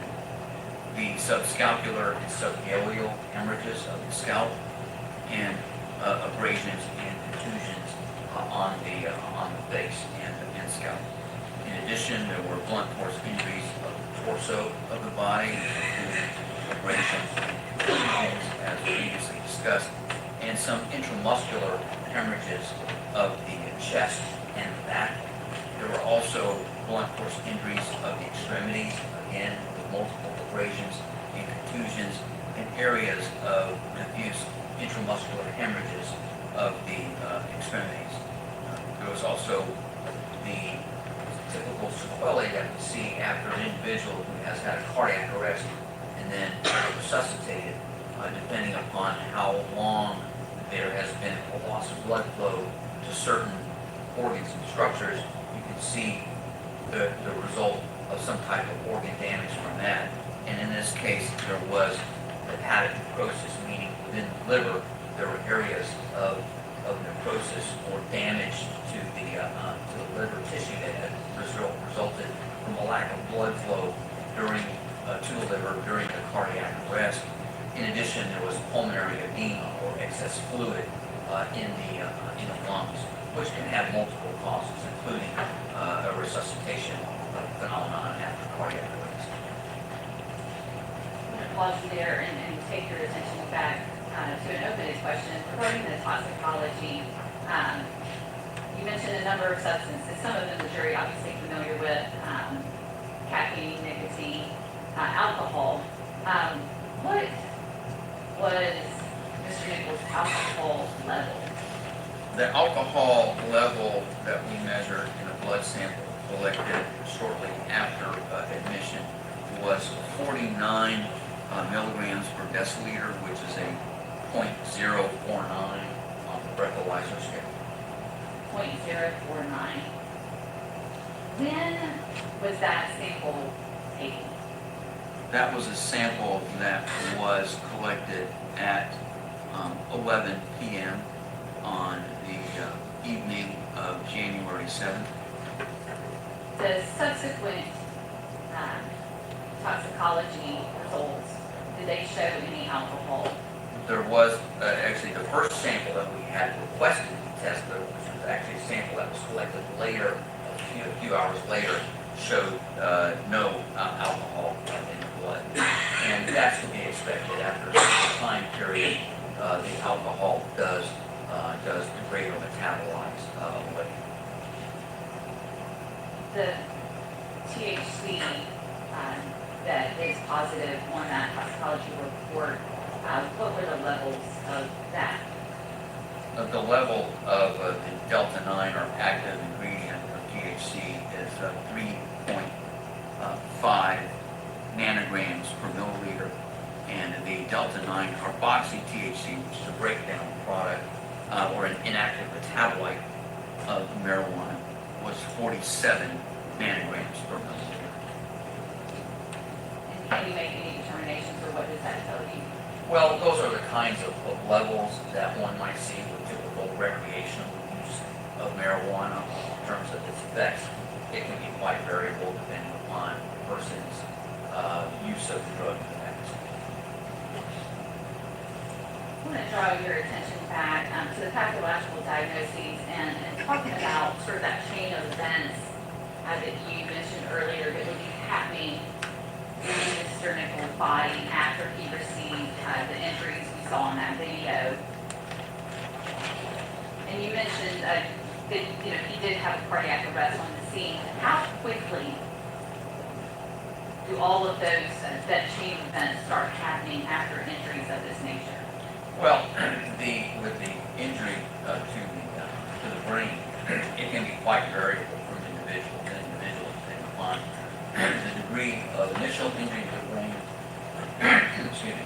how much that can affect the areas that particularly may have some impact on respiration or breathing and cardiac activity. So there's a lot of variables that go into how quickly brain injury can result in cardiac arrest. In some cases, it can be virtually instantaneous. In other cases, it may take hours to get to that point. Once the cardiac arrest occurs and there's a lack of blood flow, and that further injures other areas almost immediately, such as in his case, if it's a superimposed already pre-existing injury of the brain, as well as impacting the liver and particularly the kidneys in his case as well. That's one of the reasons why he had such a low urine output during his hospitalization, is because of what's called renal failure, or kidneys were shutting down because they had been injured as a result of lack of blood flow during the time of cardiac arrest.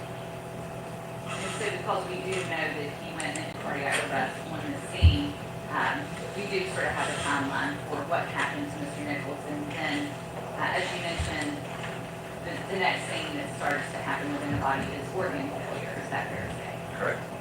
What effect, if any, you described how the brain injuries begin to cause that chain of events. What effect, if any, do these other injuries, the blunt force injuries on the torso with blunt force injuries on his extremities, what impact, if any, do those injuries have on what's going on?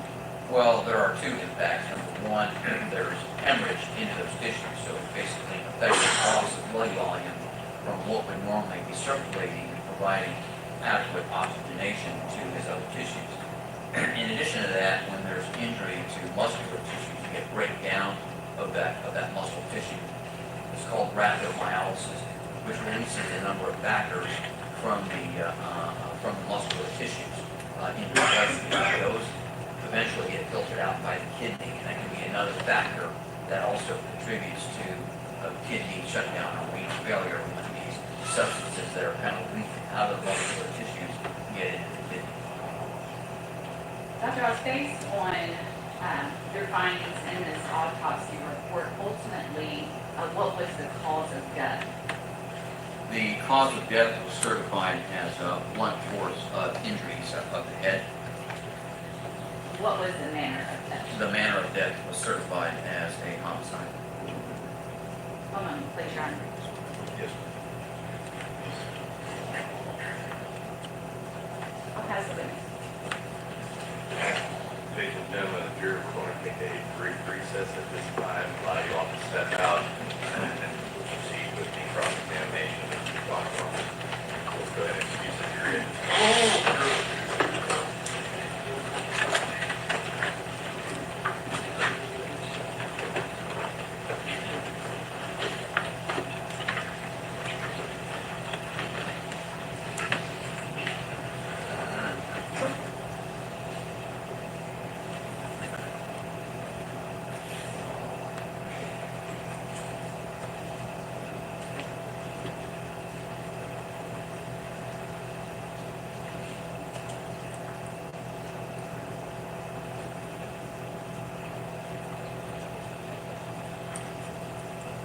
Jury's exited the courtroom.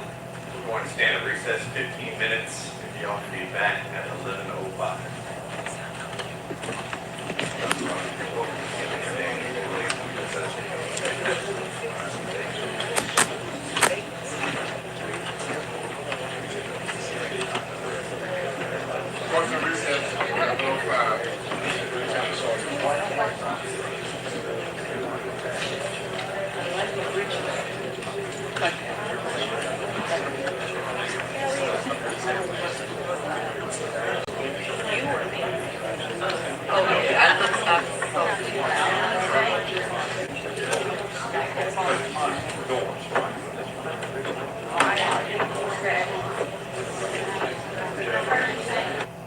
You are getting very, very hungry. Now, when your boy Flavor Flav counts from 3, you're gonna go to Raising Cane's and you're gonna order hand-battered cooked to order chicken fingers, crispy crinkle-cut fries, buttery Texas toast, and secret cane sauce. 3, 2, 1. I guess it worked. Yeah, boy. Yeah, boy. 10 canes. really invigorating to walk around and see. So they should be back. You have something to. So they broke for lunch earlier to see if they are back.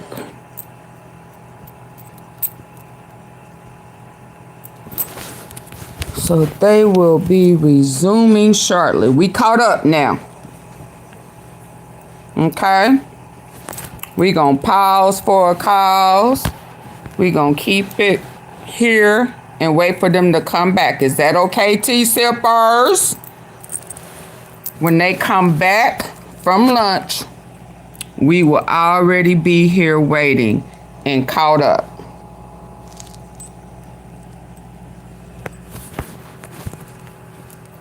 And hopefully by then my phone will be charged.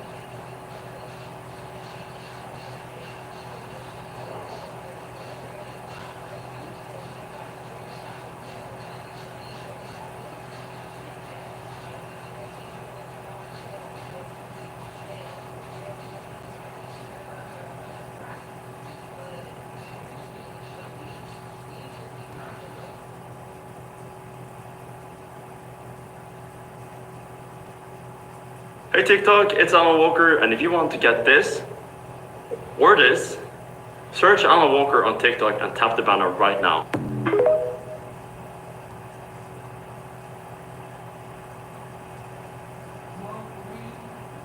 Van Chevrolet is your Trax and Trailblazer headquarters in Kansas City. Our lot is stocked with an impressive selection of new 2025 Chevys. Whether you need a powerful pickup or a family-friendly SUV, we have a Chevrolet ready for your adventures. And our team is ready to provide an unparalleled car buying experience. Our state-of-the-art showroom is easy to get to, conveniently located in the Northland. All roads lead to Van. Together, let's drive. Start shopping now at vanchevroletkc.com.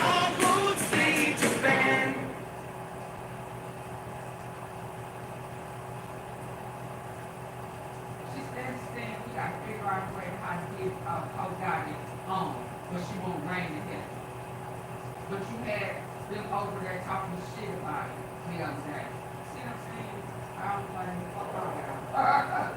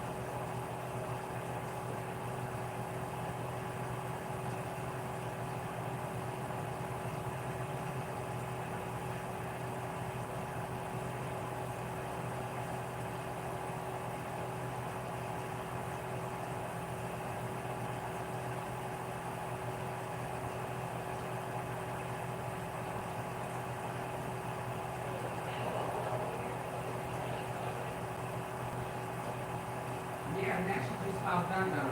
Come over.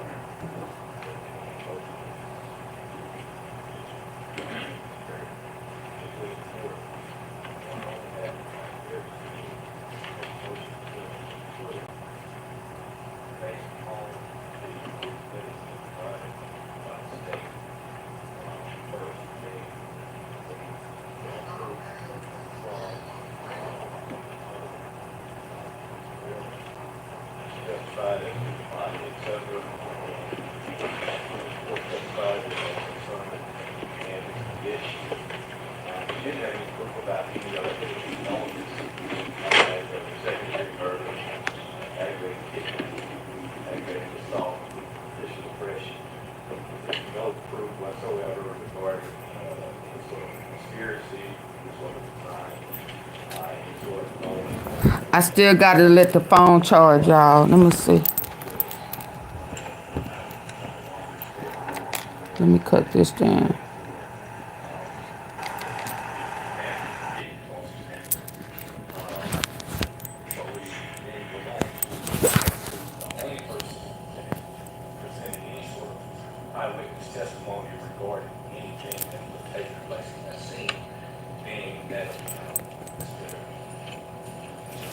Yeah, it's not enough juice.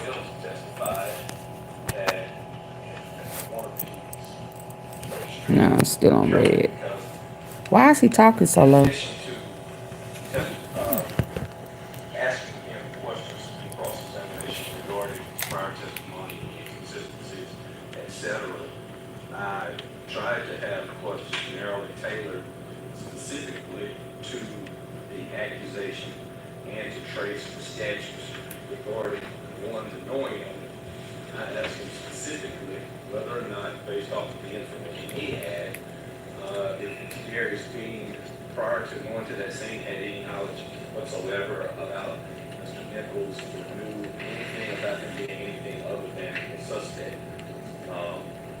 He was a passenger in the vehicle driven by Mr. Mills, and when he sees the suspect, he then gets out and does what he is sworn to do. We've been jumping in order, but of course, we heard testimony today from Ms. Matthew, and I can't remember the exact rank, but she's an officer with Memphis. All right, so listen up. State Farm Hold was on. trying to charge me $197 for car insurance. No, thank you. I got a friend who. Office at that time had not been in any way certified or suspended, so he's. Oh yeah, he just talking low. He just talking low. According to the testimony from Mr. Mills, once he sees that suspect, there's not a lot of See, I got it on over there. He just talking low. after he attempted to speak with the suspect turned runs. According to the testimony provided by Mr. Mills, Mr. Bean did what he's supposed to, give chase to that fleeing suspect. He attempts to apprehend that suspect. Mr. Mills did not find any, or did not provide any sort of commentary regarding that being in any way wrong on direct testimony, but on cross-examination, Matt said that there were no sort of criticisms that he could give for the actions of Mr. Bean. He said Mr. Bean was holding an arm, and according to the testimony, based off of what he had seen on the screen, his striking of the suspect's arms or hands when he reached up, according to the testimony of Mr. Mills, was proper and was in no way anything that could have been considered towards the killing or eventual death of Mr. Nichols. But in fact, he says that he found no criticism regarding that those strikes to the arms and forearms based on what he had seen, and he gave testimony saying that that's the only place that he saw Mr. Bean strike Mr. Nichols. Furthermore, when asked about the blows that were administered by Mr. Martin, going back before the blows, I asked questions regarding any sort of a conspiratorial type of plot regarding Mr. Nichols, whether or not there was any sort of information regarding Mr. Nichols having done something that they were going to try to exact any sort of revenge or try to gain any sort of advantage based off of their position, power regarding Mr. Nichols. Mr. Nichols' testimony was that he did not know that, and he had no information that Mr. Bean in any way knew it. He also said that there was no kind of conversations indicating that Mr. Bean was in any way angry, agitated, anything along those lines. He also indicated that his criticisms seemingly were towards his actions regarding the baton, but when he was cross-examined regarding the use of the baton, he indicated that he did give the strikes to the shoulder area, between the shoulder and the wrist area. So seemingly Mr. Bean would not have any reason based off of training, MPD training, to have thought that those blows in and of themselves could in any way have been something that could cause the death of Mr. Nichols. Likewise, he talked about the fact that in holding one arm and in holding the other arm of being held by Mr. Smith, they were doing this because there was one handcuff on, another handcuff on, you have a suspect attempting to walk away. He testified that you don't have an option to let one of those arms go. That was his testimony. So based on that, how have they met any sort of burden as it relates to presenting one scintilla of evidence that the jury can consider regarding second-degree murder, it being a knowing killing? There's nothing that Mr. Mills offered in that regard. Likewise, go to the next, just looking at the elements. After that assault, there was no testimony that Mr. Bean's actions in any way were taken in any way went towards attempting to cause injury to Mr. Nichols. To the contrary, the testimony was that once the actual handcuffs went on, number one, everything stopped. The videos show that once the handcuffs were definitively on, that everybody seemingly scattered right in the section of the lights on. They got away from the body. But after, I counted approximately 40 seconds or so, Mr. Smith, who had some medical training, says, hey, let's set him up. Who helped him set him up? Mr. Bean, so that he could get air. And he sat in that position. Nobody did anything to aggravate or agitate Mr. Nichols at that point that he's sitting up. Now, I know that it was characterized, at least in opening statement, as dragging him. But consider this, Your Honor, they had, and I think the testimony was clear, Mr. Bean had run from approximately 8 yards with this 40 pounds worth of equipment to try to apprehend this suspect, and had been engaged in wrestling with him while having himself been contaminated with pepper spray. And during that time, even Mr. Mills' testimony was he was getting his own hair together and things like that. So at a time that he was exhausted, his eyes are blinded, he's agitated, he thought to at least help Mr. Nichols sit against the car. That is not a person that's trying to cause injury or in any way do anything illegal or improper to Mr. Nichols. as it relates to aggravated kidnapping. Once again, you're apprehending a suspect that has, the call-out said, been engaged in being pepper sprayed, tased, and overcoming 3 officers. That tells these trained officers that this individual has, at least at that point in time, engaged in an activity that is potentially vulnerable.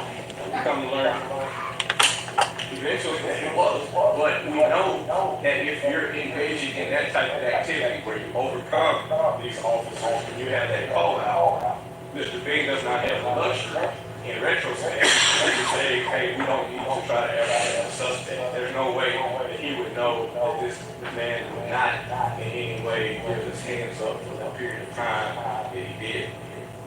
That said, Your Honor, in the light most favorable to the state, what have they prevented? You have also testimony of Mr. Ross. Mr. Ross, Dr. Ross is not able to testify as to the category of homicide. We're well aware there are a number of categories. He doesn't say whether or not it's justified homicide, whether or not it's manslaughter. You know what the best part about using stop sign forward is that it's so easy to get into it. You don't have to worry about any batteries or luck. The best part is buy one, get one free. Emmett Martin. Emmett Martin's not here. There's no testimony that Emmett Martin in any way directed anybody towards actions or actions towards Mr. Nichols. There's been no testimony regarding anything that was apprehended as far as communications that could present information that they had it, saying that if there was somehow some plot or something together via text messages or via communication, that we are going to pull over a random suspect and torment them. There's nothing along those lines at all. There's absolutely no testimony from anybody that they knew the mental condition of Mr. Martin. That Mr. Bean would have known the mental condition of Mr. Martin whatsoever. He testified that until the last trial, I think this is from Mr. Mills, we didn't know that he was, his mental conditions or what have you, and any kind of pre-existing conditions that would put our lives as well as the public's lives in danger related to Mr. Martin. That was not conveyed, and there's been no proof at all that it would have, should have, or anyway could have been conveyed to Darius B. So based on that, Your Honor, looking at the light absolutely most favorable, this is a common law murder case. And as a common law murder case, common law aggravated kidnapping case, common law aggravated assault case, there's been no testimony that should take this case out of the purview of this court and put it in the purview of the jury. And that's I know that it is a rare occurrence. I know that it is a burden that they have to, at this point, it is not beyond reasonable doubt or what have you, but there's not a scintilla of evidence that they should be able to consider as a jury that would in any way say that this man should be able to be considered guilty or not guilty at this time of any of these evidence. Thank you, Your Honor. On behalf of Demetrius Haley, pursuant to Rule 29, we move for acquittal of all of the charges because the state has failed to prove the charges and no reasonable, rational juror could find Demetrius Haley guilty of these 7 charges beyond a reasonable doubt. What I'd like to do, you have gone second, is to the extent Mr. Perry's recitation of the testimony applied to all 3 defendants. I'd like to adopt that. I'd like to focus first on the second-degree murder charge and the knowingly killed felon, which there's simply there's no proof of that. No juror could convict find beyond a reasonable doubt that Demetrius Haley knowingly killed Tyre Nichols. Proof on this essentially comes from 2 people. Comes from Dr. Ross today, who made very clear the cause of death is the trauma to the head of Tyre Nichols, and he focused on Mr. Martin's initial case and Mr. Martin's punches to the head. There's also video evidence demonstrating those traumatic blows. Yesterday, Desmond Mills testified, and his testimony on this issue, he is an eyewitness, was a participant in this altercation, and he was there interacting at Ross, or at Cassidy and Bear Creek with Mr. Nichols much longer than Demetrius had. Mr. Mills made clear that all that Martin's initial kicks, to quote Mr. Hagerman again, the soccer style kick to the head, and the second follow-up occurred before Demetrius Haley got to Ross and Castlegate. And all of Martin's punches to his head occurred before Demetrius Haley got to Castlegate and Bear Creek. Castlegate and Bear Creek. And today, Dr. Ross is clear as the medical examiner. That was the trauma that caused Tyre Nichols' death. And so there is simply no evidence by which any of these jurors could rationally conclude that the state was proven second-degree murder. Moving to the two kidnapping charges. Again, there's no removal, so certainly can't be an unlawful removal. The state has to be pursuing these charges based on confinement. And there is absolutely no evidence of an unlawful confinement. Testimony again, going back to Mr. Mills yesterday, when he saw, along with Deputies B in that two-man car, Ross and Castlegate, they saw the person they believed to be the suspect that had run from Mr. Haley, Mr. Martin, and Officer Hemphill at Ross and Randall. He was wiping his face. They knew he had been pepper sprayed, and Mr. Mills said he met them. They said, hey, and he took off running again. Mr. Mills also testified that at that point, they had a lawful basis to detain and confine that suspect. It's based upon his conduct and what he had done. It was a lawful traffic stop, and from there, he resisted arrest and he fled. And once he was seen again by law enforcement on duty in uniform performing their public service as sworn post-certified officers, the mere introduction, hey, he takes off again. They had a reason to detain and confine him. And that confinement was legitimate, and there is simply no way that the state has established any evidence by which rational jurors could find that there was an illegal confinement. Both of the kidnapping charge, aggravated kidnapping charges should be dismissed.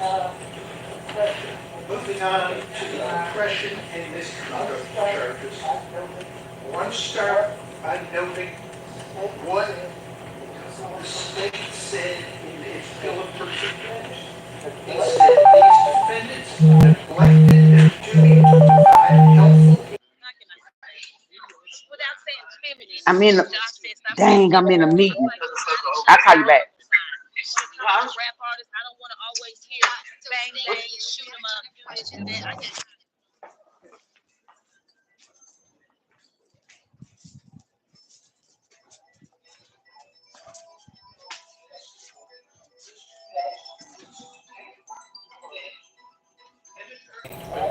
The Aspen at Castlegate and Bear Creek all occurred before Demetrius Haley arrived. And testimony was substantiated by the video that the state has put into evidence.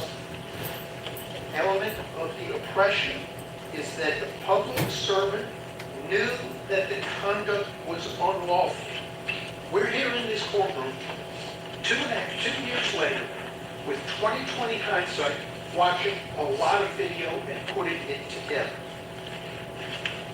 When Demetrius Haley arrived at Castlegate at Bear Creek and saw that Mr. Nichols was not detained at that point, he used a hard hands technique trained at the academy, authorized and within MPD policy and procedure. It, one time, single leg strike in the upper arm, a muscle area. It was proper. It did not cause any trauma to the head, and Mr.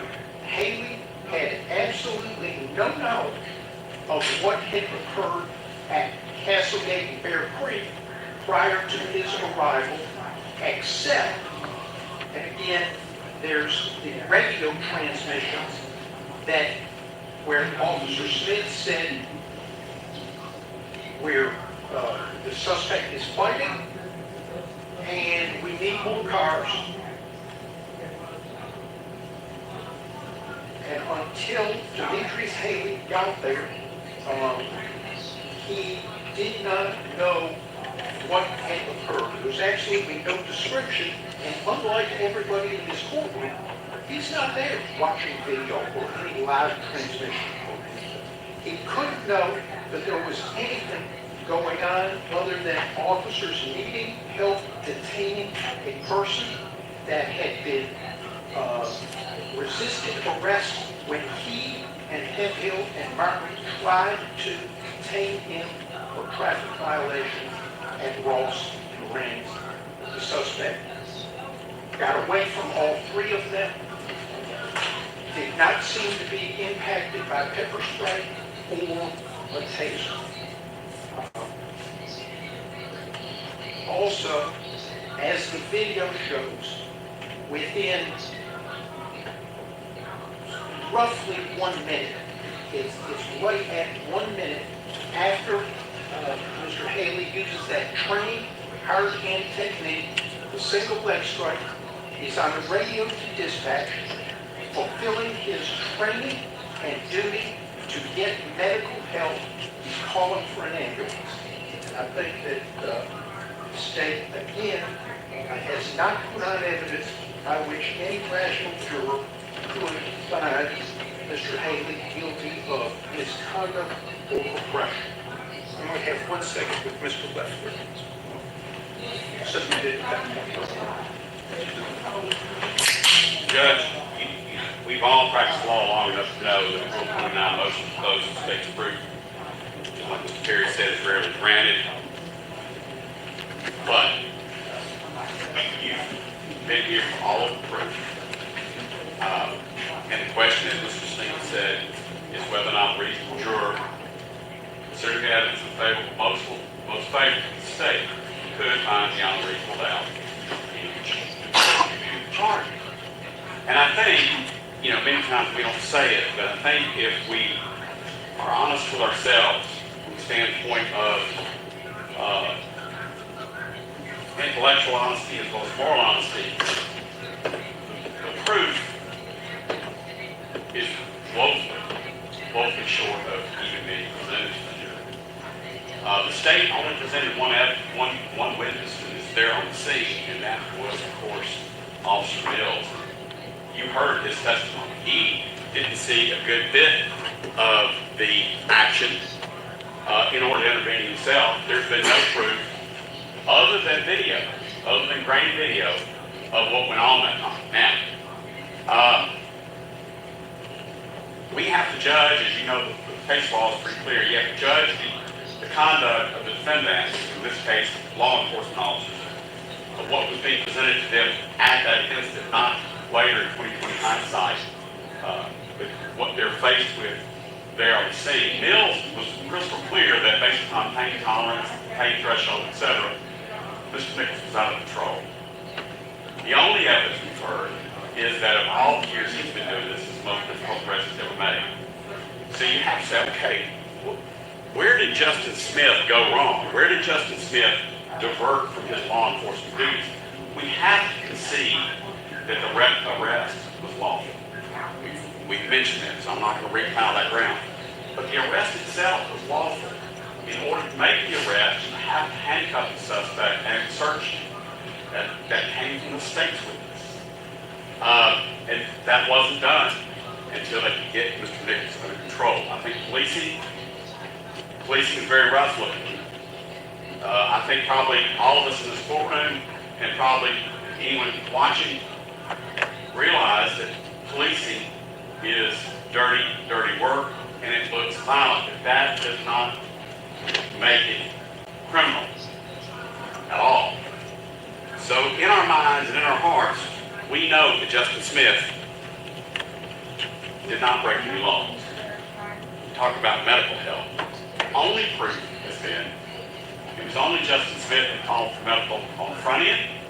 It was only Justin Smith telling those EMTs they need to give Tyre some oxygen. It was only Justin, and I'm not saying only to the exclusion of these other men. I'm just saying that Justin Smith, who's a defendant, to be judged in his own right, Justin Smith was doing more for Tyre Nichols than the trained paramedics and EMTs there, trying to get this man some help. Not because he knew that Emmett Martin had gone off the rails and crushed this guy, head, his brain, but instead because he's a criminal suspect in their custody, and Justin Smith, undisputed proof is, was doing everything he could for Tyre Nichols. There has been no testimony offered by the state of anyone qualified, qualified to say that any actions of, and again I'm only addressing Justin Smith, that any actions of Justin Smith were improper. In other words, beyond the scope of what they were trained to do, beyond what a police officer is supposed to do in somebody in custody. No one. Mr. Mills did not testify to anything critical of Justin Smith in his attempts to get Tyre Nichols in handcuffs. In fact, just the opposite. And so to present it, to say we are going to put this criminal case charging all these 7 charges, starting out with second-degree murder, in the jury box, when you've heard the proof, I just don't think that's. I think this is the appropriate Rule 29 case as the judge sitting as, for lack of a better word, 13th juror, looking at what could a reasonable juror find, even in a light most favorable to the state. It's going to take courage, but the bottom line is there has been no proof presented by the state at all that Justin Smith violated any laws. And again, I think this is probably the one case that we'll all run across that Rule 29 is appropriate as it relates to Justin Smith, and I will of course leave it to the other lawyers as it relates to their clients. Thank you, wish to respond. Let me begin with Mr. Terry's first point, and I thought we talked about this when we picked the jury. These defendants are not charged with having a plan to kill him. They are not charged with first-degree murder. They're not charged with conspiracy to commit first-degree murder. So that is simply irrelevant. They're charged with second-degree murder. What counsels ignored is 2 things. First, a video in which the jury can certainly find that they're watching 5 Memphis police officers beat a man to death. Is a beating to death a second-degree murder? Is it known? Of course it is. Can be. That's a jury question that is the clear province of a jury. Ignores the law. And we spent so much time talking about the law of criminal responsibility. Emmett Martin delivered the worst blows, no doubt about it. But this jury can find that these defendants assisted. They can find that Mr. Haley, like we watched on video, but nobody wants to talk about. Mr. Haley gets out of his car, yells something, and then kicks Tyre Nichols while he's on the ground. And then watches Emmett Martin kick him again while he's on the ground. Mr. Bean and Mr. Smith can be seen on top of Mr. Nichols, pressing him down, while Emmett Martin takes the first soccer kick to the head, and then the second. Then they can be seen at his arms, holding his arms. Their face is literally less than half a foot from Tyre's, and Emmett Martin's punched him in the face not once, twice, 3, 4, 5 times. And that whole time, as Mr. Mills testified, not a single one said, stop, don't do that. Why is that important? Because the second half of criminal responsibility is if you have a legal duty to intervene, you got to do something. They're Memphis police officers. They had to do something. They said they watched it happen right in front of their face. And what they do afterwards, put them on the side of the car and didn't tell anybody about any of this head trauma. This confinement, Mr. Singel talked about, absolutely could have started out lawful. Absolutely could have started out lawful. But at some point, this jury can find that lawful confinement became unlawful. And whether that's after soccer kick number 1 to the head, or soccer kick number 2 to the head, or punch 1, or punch 2, or punch 3, or punch 5, or kick 1 by Haley, or kick the final one by Emmett Martin, or they can find it while he's sitting there at the car handcuffed, and these officers are lying to medical personnel about what happened. Not a single one telling medical personnel he's taking impacts to the head. So the lawful confinement can absolutely become unlawful. These officers have a duty, both under the law of criminal responsibility, but also in the official misconduct and oppression counts, and they violated that duty. We have issues for the jury. I understand that Mr. Zuma, Mr. Perry, Mr. Stingler are going to argue it had.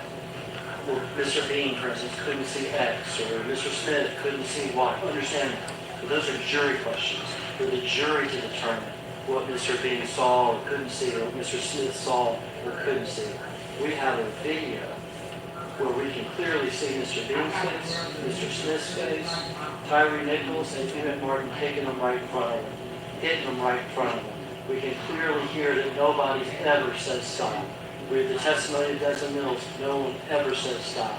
We can hear the body cam when the medical personnel is there, and no one ever says impacts to the head. They say, oh, he must be on drugs or something. From that proof, a reasonable jury can find the defendant guilty of all counts, and ask all counts to go to the jury. Anything else on this one? No time. Very briefly on behalf of Mr. Thagard, just to emphasize the video where defendants were watching these blows happen. Mr. Haley did not see any of Mr. Martin's soccer kick, second kick, or any of the punches to the head. The statute that he referenced, conduct of another person, that would be the person here would be Mr. Haley, fails to make a reasonable effort to prevent the commission of the offense, and with respect to the official impression, the public servant has to know the conduct was unlawful. Mr. Mills agreed that you can't stop and you can't report what you didn't know about. His example, he had turned away, was blinded, and didn't see Martin's initial kicks until he watched the video. Very clear. He couldn't report that, didn't see it. Mr. Haley wasn't present for the traumatic blows to Mr. Nichols' head that Dr. Ross testified caused his death.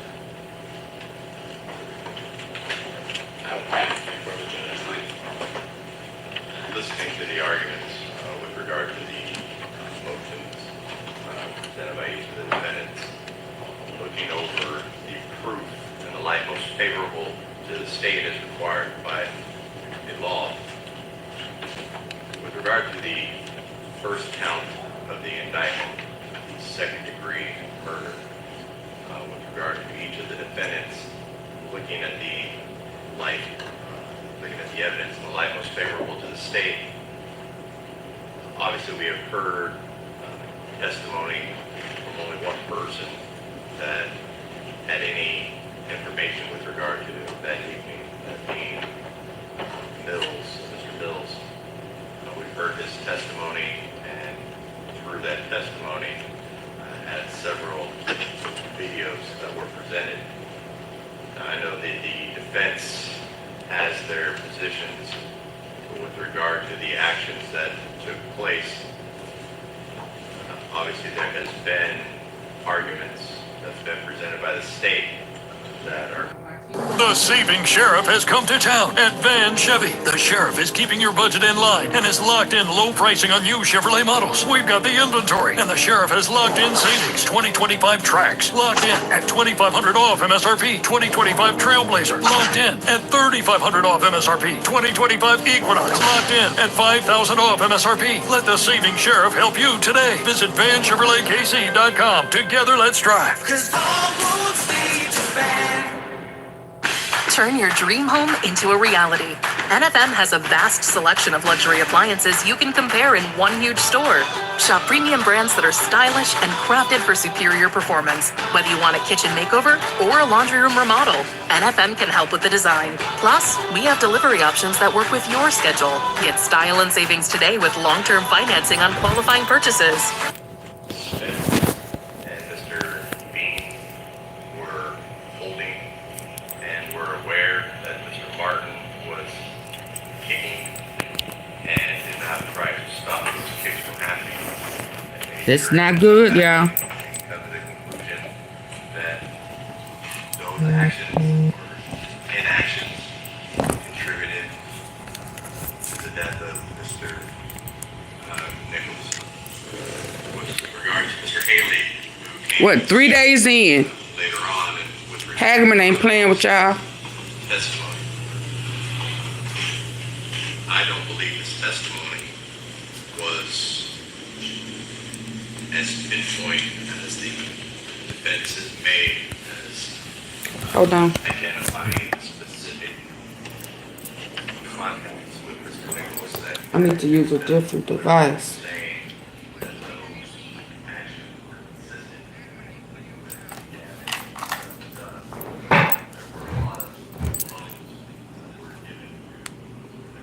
A lot of blows.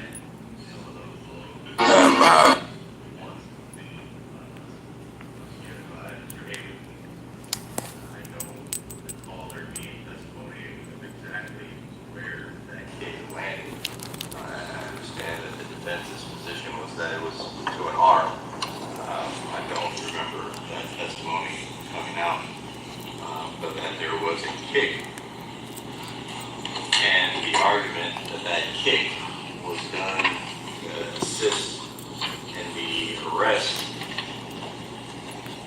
And looking at the video, and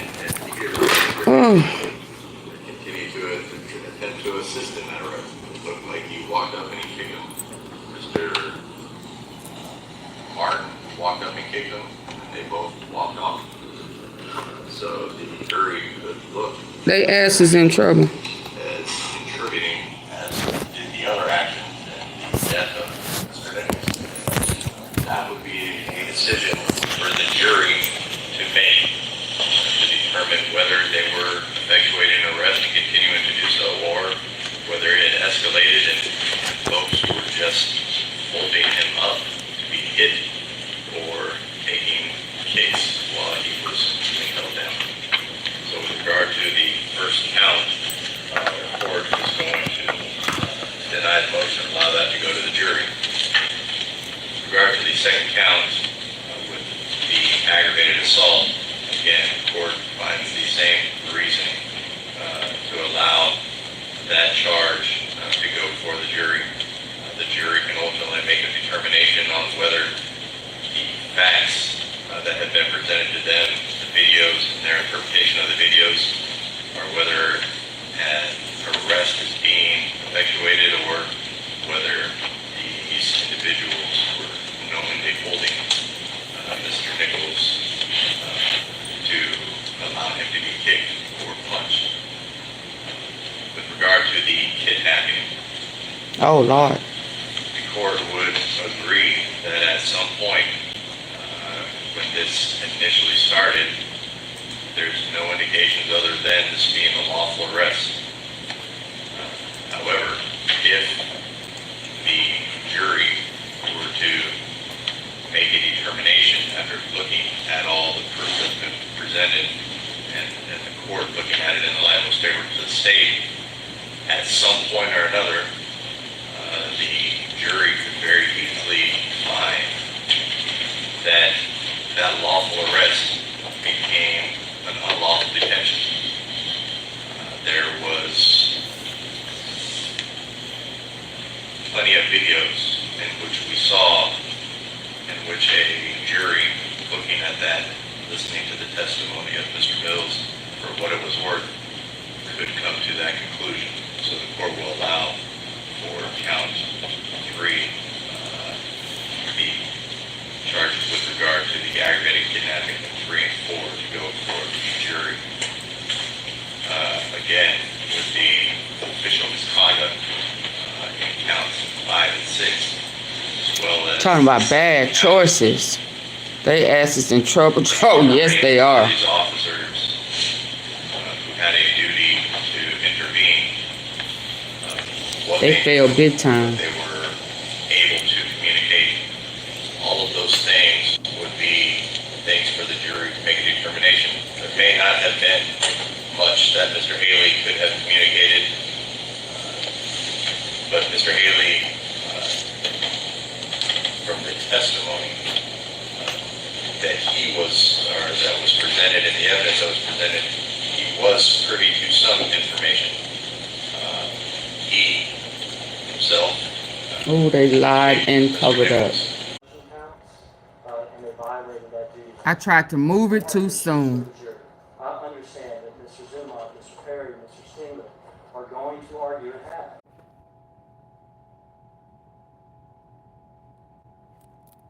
Mr. Mills agreed that you can't stop and you can't report what you didn't know about. His example, he had turned away to allow him to be kicked or punched. With regard to the kidnapping, the court would agree that at some point when this initially started, there's no indications other than this being a lawful arrest. However, if the jury were to make a determination after looking at all the proof that's been presented and the court looking at it in the light most favorable to the state, at some point or another, the jury could very easily find that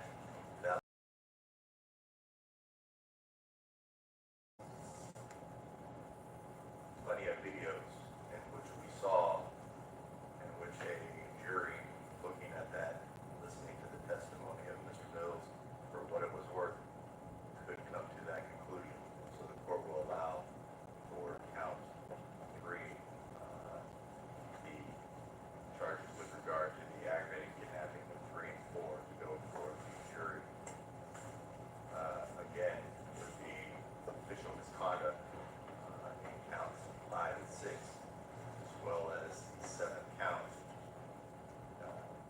in determining whether these officers who had a duty to intervene, what they knew, what they were able to communicate, all of those things would be things for the jury to make a determination. There may not have been much that Mr. Haley could have communicated, but Mr. Haley, from the testimony that he was, or that was presented in the evidence that was presented, he was privy to some information. He himself kicked Mr. Nichols. Mr. Martin kicked Mr. Nichols right after Mr. Haley. All of the officers were talking about what was going on and what had happened. And at no point did anybody communicate that information. I understand that there's been arguments that Mr. Smith was the only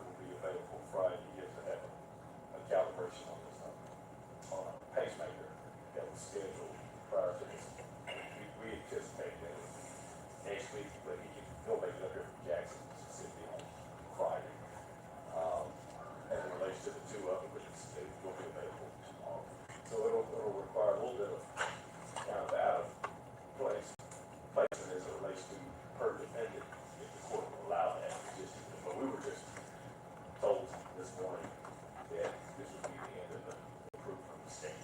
Our anticipation was that it was going to last all week. Second. What Mr. Leffler and I, we do have a handful of witnesses we do intend to talk. We have spent the past couple of hours reaching out. It is our understanding that President Enfield should be here at about 2:30, and we intend to put him on to that. There are two other witnesses that as we took the bench are still waiting to hear back from as to whether they could be here today or not. We do have a forensic pathologist who is coming in from St. Louis. She is able to be traveling this afternoon. She will be here to testify in the morning. Mr. Cameron, use of force expert, is from California. He is definitely, he's advancing his travel. I'm unsure of exactly when he's going to be here. It might be Friday, certainly Saturday at the latest, but he is trying to, he's traveling. We could have a DNA expert tomorrow or Friday. Judge, a lot of it's going to depend on whether or not we are allowed to call people out of order. Because being third defendant, I had better luck on gathering some of my witnesses that I have under subpoena to be able to come. But if we get hung up on, who's presenting the evidence and when and what order, then I'm the third defendant. I'm prepared, but at the same time, I don't want to take the jury's time. So I went ahead and gathered up as many, I have gathered up enough witnesses to, frankly, probably overkill, could go late into the night. Good use of our time, but we got to get over this issue of witnesses being out of order and being called up whomever. We don't have a problem with the witnesses being called out of order, in this part. I think the continuity that needs to happen is when a witness is examined, Mr. Terry, Mr. Sangerville, Mr. Zuma. But to present them out of order in this with direct examination, we don't have a problem with that. Well, but I guess the ultimate issue though is if Mr. Dumont has a witness that he wants to call, Mr. Perry's not going to be the first person that's going to question. That's what I'm trying to say. I understand that. The way this is going to work, that'll be fine. If it's one of my witnesses and I get to put them on, then of course these guys, then I want to get put on witnesses. And so if the state doesn't have any issue with that, then we can go forward with these witnesses.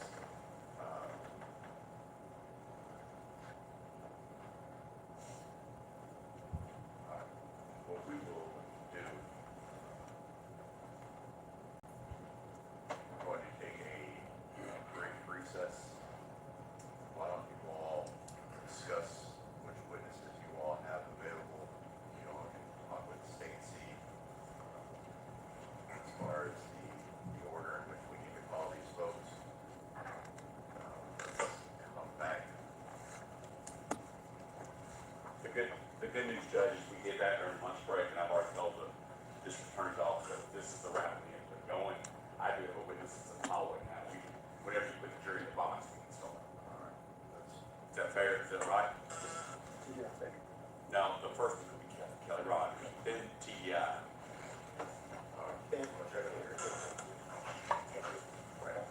Stand up, brief recess.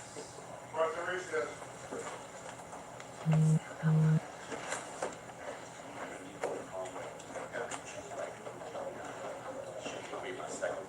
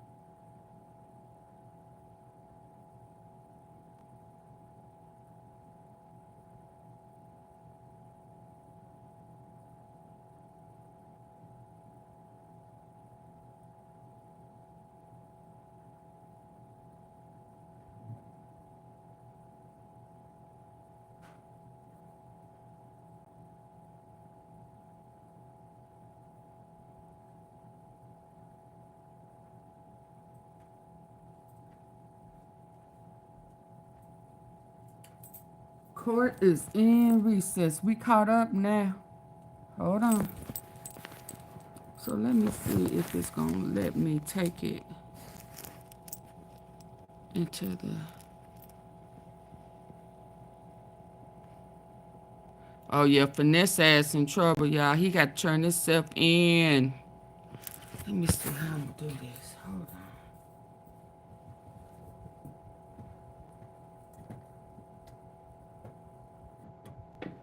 You got to turn that ass in. Oh, hold on. Let me hurry up and get that here. He got to turn that ass in.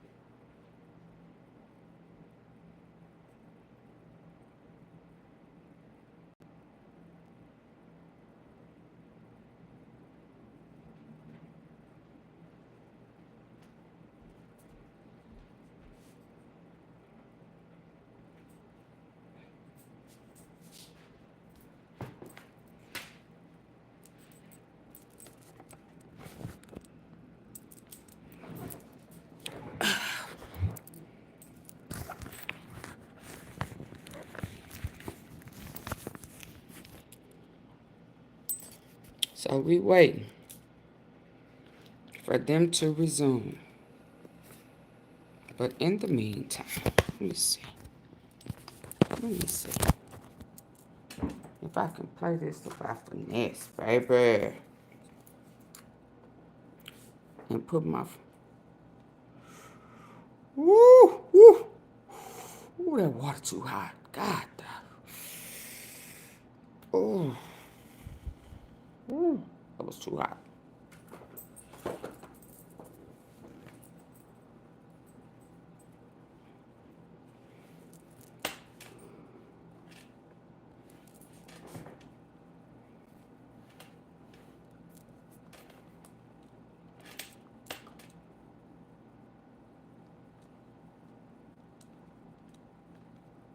We waiting on them to return. We waiting on them to return. Woo, Lord. Hey TikTok, it's search on TikTok and tap the banner right now.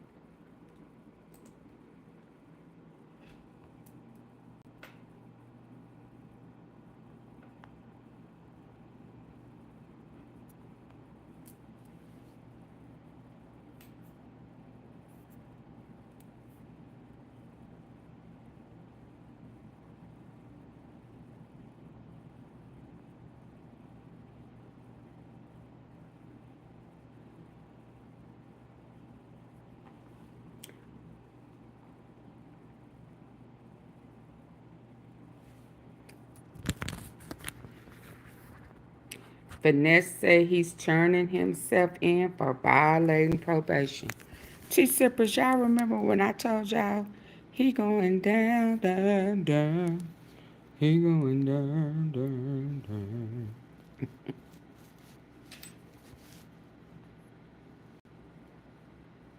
He had 5 months Let's see what I. Yeah, he only had 5 months when he did all that stuff with King.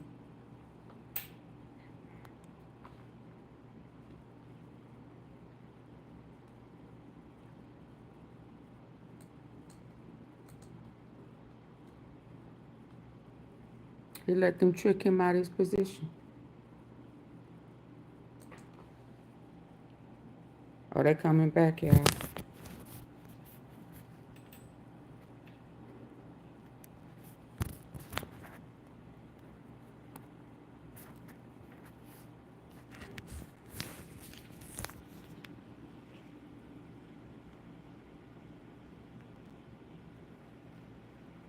Mm-hmm.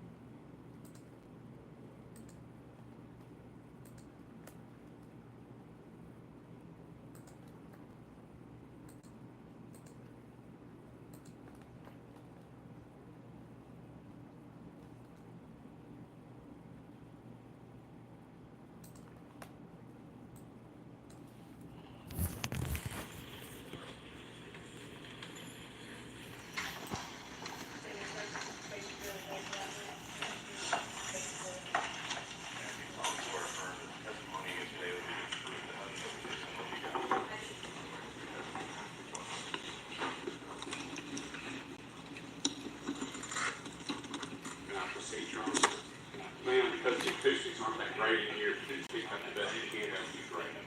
For the purpose of the record, could you please state your first and last name and spell it correctly? Kelly Rogers, KELLYROGERS. And what, instead of giving your specific numerical address, could you please state to the court and the jury what street you live on? Preserve Woods Cove, And is that where, ma'am? Arlington, Tennessee.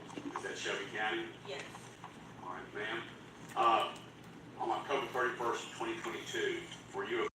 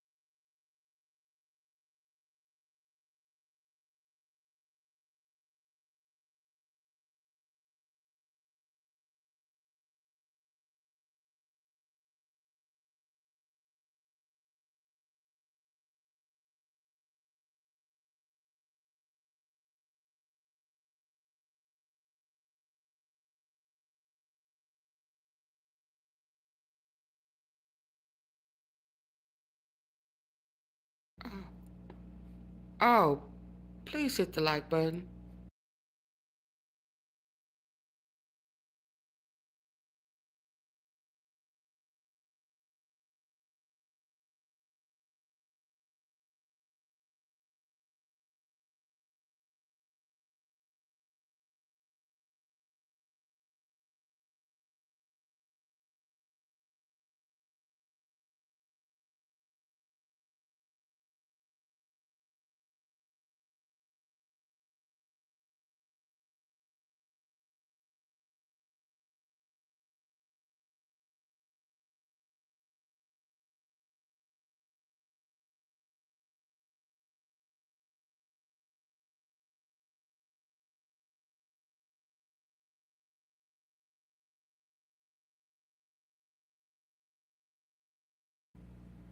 Please hit the like button.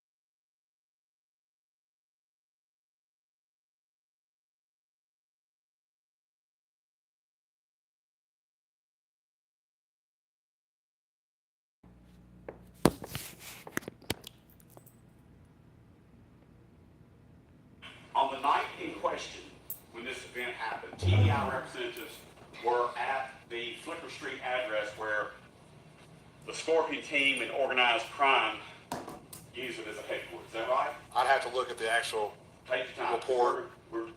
I'd have to look at the actual report to know names, who was there, times, and so on. Yeah. I won't be asking you names. I won't be asking you names, okay? What I'm asking you is, TDI was present at Flicker Street on the night of this incident, were they not? I'd have to look at the report once again to give you, I don't have, you'd have to hand me a copy of the incident report. Can y'all be looking for that while I'm examining the witness?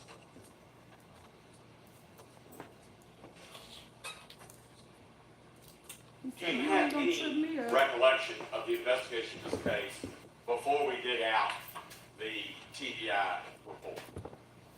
In what sense? In any sense? Well, of course, but I don't have, at that time, I was not present when this happened. I was at home with COVID. All right, but the question I was going to ask you is, and I think you probably will find that it's customary in these kind of investigations, so just bear with me. Okay. The officers were photographed by TDI, is that right? From my experience, I always photograph the officers. Right. And DNA swabs were taken from the officers, is that right? In my experience, yes. And you have no information that would say that that did not happen in this case, is that correct? Not that I'm aware of. And you've known me, I'm representing to you, DNA were taken, and we'll get to the report as soon as we can. Sure. All right? Photographs were taken of the officers, DNA swabs were taken of the officers, drug analysis, urine samples were taken. Is that customary? We do not normally take urine or drug samples. That's up to the actual agency.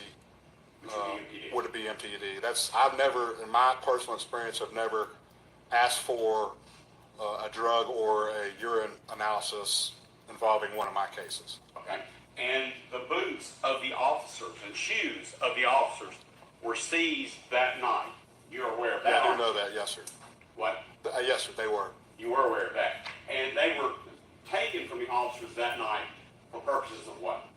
Testing. So those boots would have been collected, bagged, and sent to our lab, and I believe in Jackson. I'm not sure if Jackson or Nashville tested them. I'd have to look at the actual report. But they would be sent off for testing, DNA analysis, print analysis. One moment.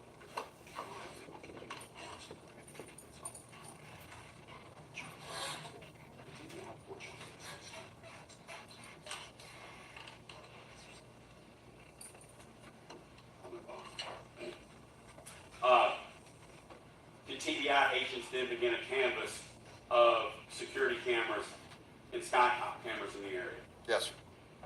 And there was one particular skycop camera there at Cascade and Bear Creek, is that right? Yes, sir. And did the TBI review the video footage contained on that, or captured by that pole camera? That particular poll camera that I believe you're talking about, I believe so, but that was prior to myself looking at the video. Right, now, what I'm talking about is where the actual incident occurred, Bear Creek and Castlegate. Oh, yes. So that was reviewed. You're talking about the Skycop camera? There's a Skycop camera that was right there at Bear Creek Sure. and Castlegate. Sure. Did the TBI get that from the Real-Time Crime Center? Yes, sir. As part of what? The investigation. Right, I'm trying not to lead you, because I don't want to get an objection. Okay? Right. All right, so you gathered up that video. Did you gather up any other, or did your agency gather up any other video? Yes, sir. What other video?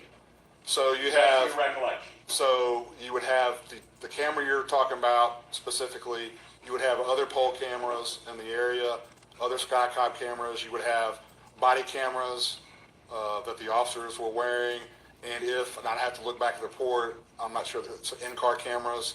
So we try to obtain all cameras whatsoever, including neighborhood cameras such as Ring cameras, people's personal cameras on their homes, anything we can find that we're going to try to attempt to obtain for the case. And you had to get that through MPD, is that right? No, sir. We'd have to get the cameras that are proprietary property of MPD, such as body cams, car cameras, but any of the other cameras, whether they belong to a business or an individual, we'd actually have to get those. We'd have to ask that individual or business for access to those cameras. I'll keep you focused on poll cameras. Okay. Recently, you became aware that there was a poll camera that you, as the senior case agent in this case, were not aware of. Were you not? I was not aware of it. Until... My question was, hear me now. Recently, you learned of a second poll camera that was in your file, but that you were not aware of. Is that right? That's correct. And I'm going to call that 6705. That, I believe, was our 50. If I go back, I believe it's the report 50. You and I reviewed it telephonically together, right? Yes, sir. And what, and that video showed what? So that video showed a pole cam on a street where there were vehicles parked. It was obviously dark. You can see cars going down the street, and at one point in that video, you can see an individual walk around the vehicle, go behind it, and then go back behind another vehicle and out of the frame. Sound correct? Yeah. And when we spoke of it, you said that you had not gotten a chance to review that video, 2 years after this incident, is that right? Correct. From reading the original report, it appeared to me that the original person that had reviewed it or MPD looked at it, there was nothing of importance on it until I became aware of it, spoke with you, spoke to Mr. Hagerman, let him know what was going on, and actually wrote a supplement report on that video. And who is, to the best of your knowledge, who is that person captured in that 6705 video? So I can't specifically say who the person is, but I can say I believe that person resembles, based on what I believe it was, it resembled Mr. Nichols based on what I know he was wearing on the night of the incident. So 2 years after this happened, the lead case agent on this case was becoming aware for the first time of Tyre Nichols captured, or someone looking like Tyre Nichols was captured on 6705. Correct. Now, from January 7th to January 11th, I'll offer to you that Mr. Nichols passed, I think, late on the 10th. From January 7th to January 11th, was any attempt made by the TBI to gather blood and urine samples of Mr. Nichols to determine whether or not he was under the influence of narcotics? That would have become from the hospital records from St. Francis. I believe is where he was in St. Francis. Do a favor for both of us. My question was, from January 7th to January 11th, did the TBI make any effort that you know of to obtain blood and alcohol toxicology reports on Tyre Nichols? I believe so, but I have to go back and look at the report because it's been so long.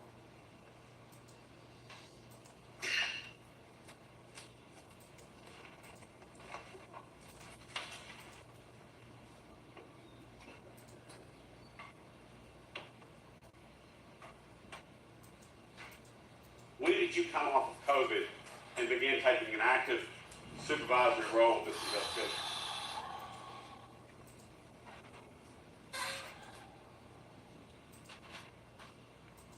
I want to say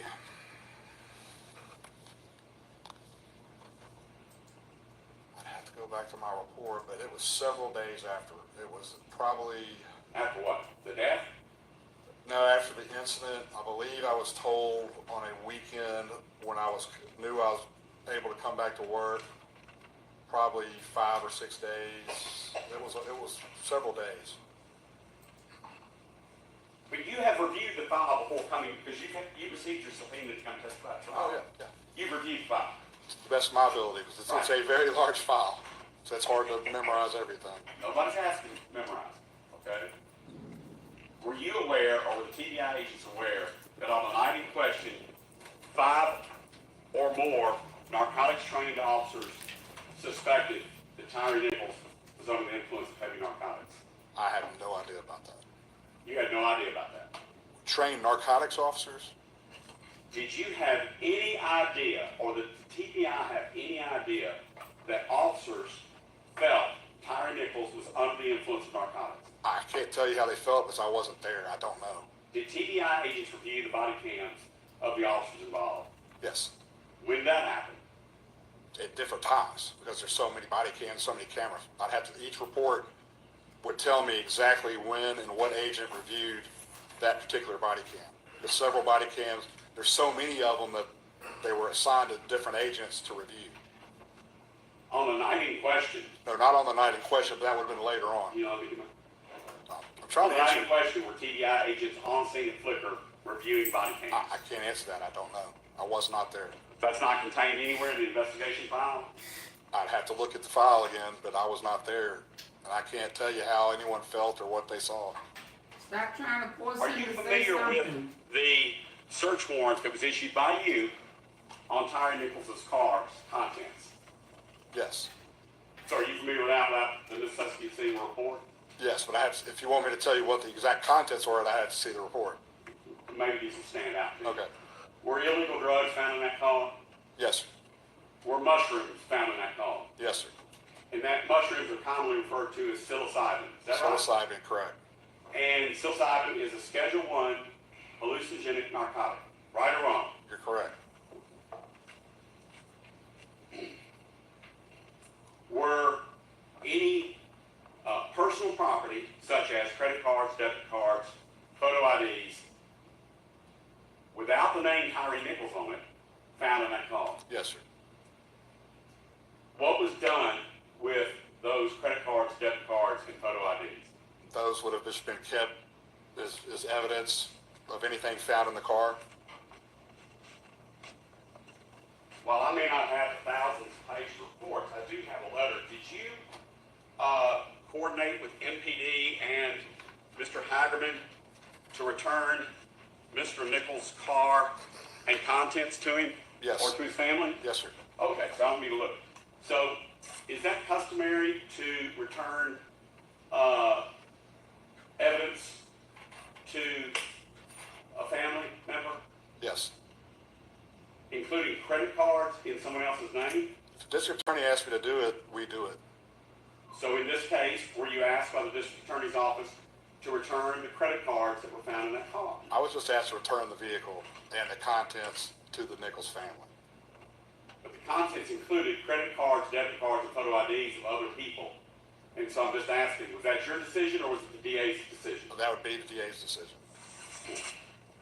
So if we have someone that came in here and said her American Express card, Kelly Rogers, said that her American Express card was stolen on the night of the 31st, and a police report of 2022, by the way, October 31st, 2022, and a police report had been filed on that American Express card and her military ID cards, and yet they were found by your agents as contents in Tyre Nichols' car. Can you explain or justify how that card was But that ain't why they beat him to death, though. I mean, So like I told you earlier, the TBI is requested to work certain crimes. In this case, we were requested to work a case of, at the time, an aggravated assault, which turned into a homicide. There was nowhere in that request from the DA's office to work any stolen credit cards, anything like that. And in our normal case of business, we would not do that because for us, it had nothing to do with the case we were requested to work by the district attorney's office. Okay, maybe I'll stumble upon something. You were asked to investigate an aggravated assault charge. An aggravated assault of who? That may sound like a dumb question, but an aggravated assault on who? On Mr. Nichols.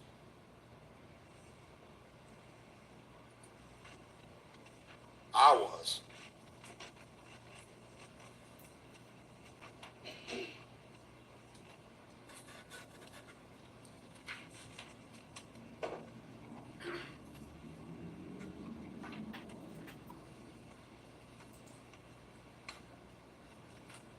As the case agent in charge of this investigation, did it cross your mind at any point, you got back from COVID or whatever, to get original blood and urine from Tyre Nichols in order to run toxicology screens?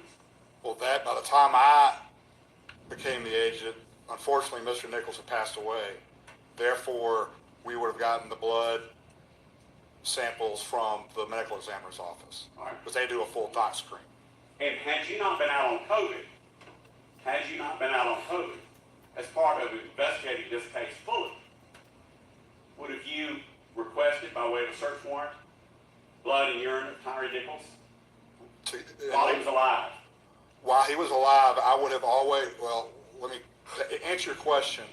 I would have requested the medical records from St. Francis, which would have contained a toxicology report. They had to do blood work for their treatment. That's where I would have gotten those records.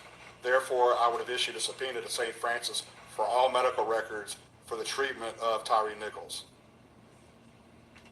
I'm going to pass to you, one moment, Judge, if you don't mind.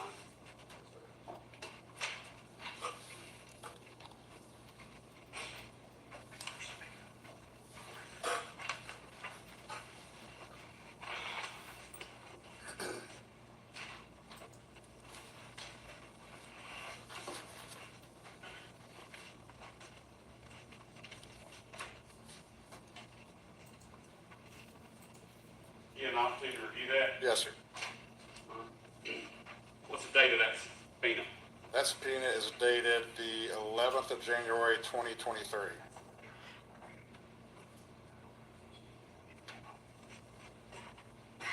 No. Pass this. Look this document over and see if you recognize it.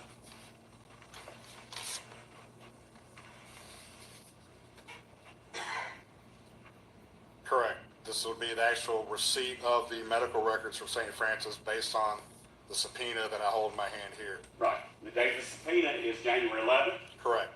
What does that memo say from the TBI that St. Francis gave you records? What's the date of that?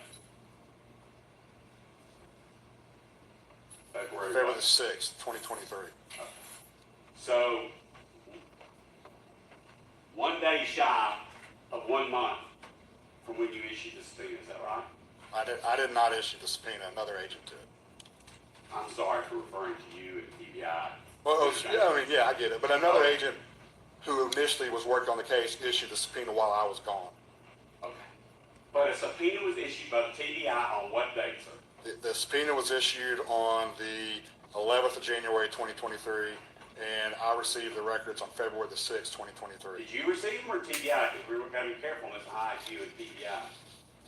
On February 6th, 2023, this agent, me, received the medical records for Tyre Nichols from St. Francis Hospital in regards to this case. In response to this subpoena, due to the voluminous nature of the medical records, a copy will be maintained by the case agent, and the rest will be provided to the District Attorney's Office for their review.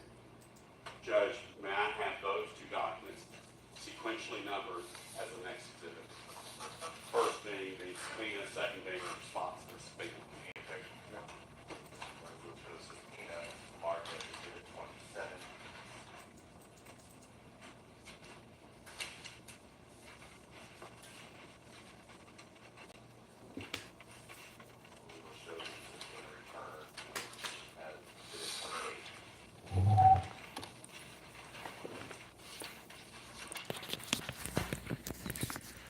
And as part of that subpoena return that St. Francis provided you items, did they provide the blood and urine sample? I have to go back and look at the medical records.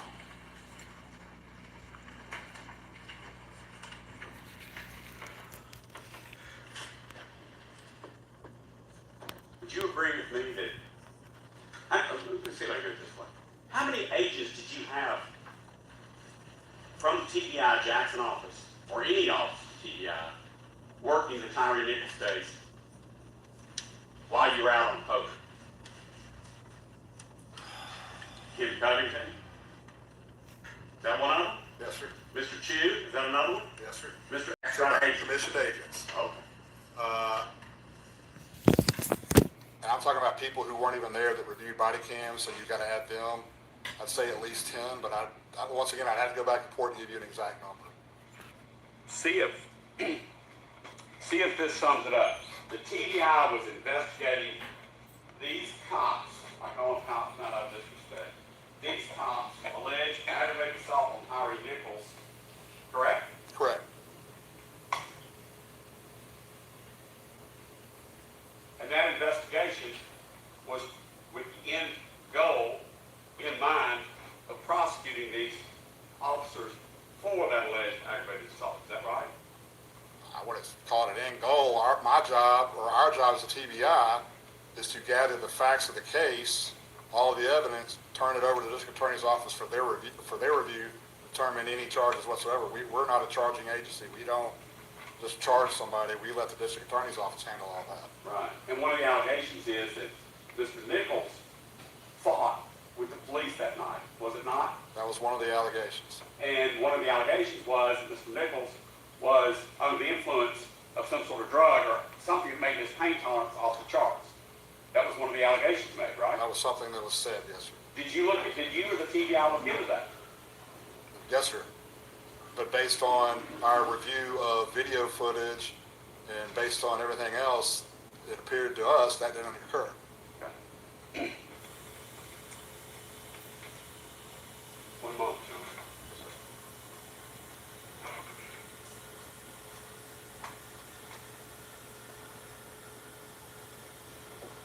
John. You were a cop at one time in Germantown, weren't you? Yes, sir. You've had to arrest a number of people in Germantown, haven't you? Oh, absolutely.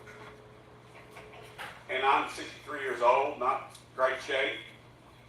You're a big man. How tall are you? 6'4". If I don't want you to put my hands behind my back, do you believe you can do it? Everybody's different. I've learned that from the smallest guy you would think you couldn't, to the biggest guy. I mean, everybody's different. Right. But if a suspect, one suspect, Okay. and only one officer, doesn't want his hands cut, how much of a fight is it? It's always a fight. That's all I have. It's always fight. You ain't gonna pinpoint me? Special Agent Baker. Yes, sir. Special Agent Baker, you were asked a few moments ago from Mr. Zuma questions regarding the call regarding a particular poll camera and review of the poll camera. Yes, sir. And I think you were asked questions regarding review of 6705 Ross Ridge, which I referred to, I believe, was our number 50, initially. our number 50. Did you review all of the videos at any particular point? Did I review all the videos? All videos that were submitted to you? No, I did not. All right, who reviewed the videos that would have been submitted? So each video submitted is reviewed by an agent.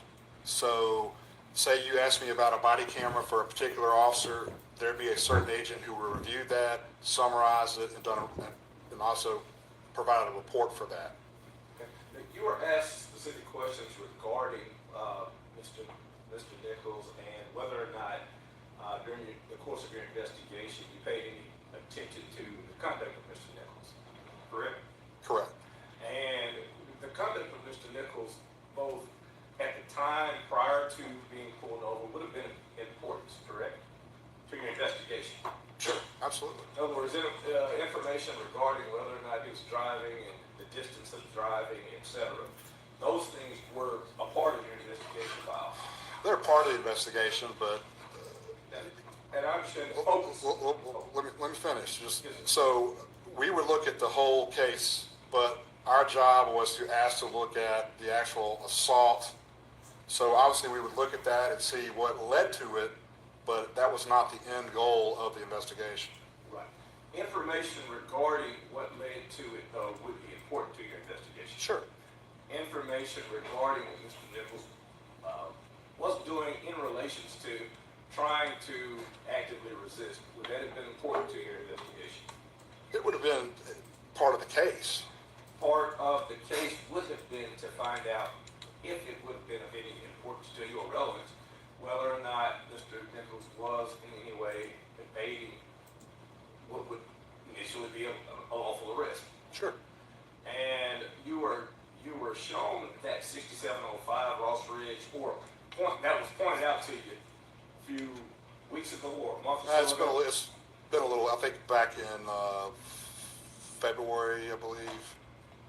March, February, somewhere around there. And to be clear, that pointing out to you, that didn't come from MPD or No, Memphis sir. Police Department. No, sir. Didn't come from any other agency. Now, you realize that there was a whole another case in a whole other court, right? Oh, yes. Federal. And as a part of that federal case, you had agents that would have been there when people were interviewed, et cetera, right? Correct. And as a part of that investigation, and during the time frame related to that, did that 6705 Ross Ridge video ever come to your attention? No, sir. Did it ever come to your attention that it needed to be a part of a supplement? Once I was aware of the video and what I observed in the video, I mean, obviously, Mr. Zumock told me about the video. Not that I don't believe Mr. Zumock, but I still want to see it with my own eyes. Once I saw that with my own eyes, I contacted Mr. Hagerman. I said, hey, this is an issue. I need to do a supplemental report because it needs to be, that's the right thing to do. Right, and just stepping back a little bit now, I don't know you like Mr. Zumock, right? Y'all have known each other over the years, as was stated earlier, correct? Sure. And you still said that, hey, just because Barton said, look at it, I didn't necessarily take his word that this was something worth me calling Mr. Hagerman about, right? No, I would take his word, but I have to, in order for me to write a report, I have to see what the allegation is or what was on the video. In other words, this is your job. This is not just you, somebody Oh, telling you no, it's something. absolutely, it's my job. And so as a part of your job, just because the defense counsel says, hey, look at this, you don't automatically write a supplement, right? No, sir. And you wouldn't have any problems on the other end of the phone saying, hey, Mark, this ain't worth my time, right? If it was something to do with the case and had evidentiary value to it, I absolutely would. Same as if you called me and said, Mr. Baker, I saw something in this video. Do you mind taking a look at it? I would do the same for you. No, I understand that. Let me be clear. You, because you looked at it, thought it was important enough, just like you just said, right, to have written a supplement. Absolutely. Regarding it. Absolutely. And in that video, you said that you remember looking at the person walking behind the cars, right? Correct. Walking in between cars, right? Correct. Did you make a note in your file regarding a particular point in the video where there seemed to have been something that looked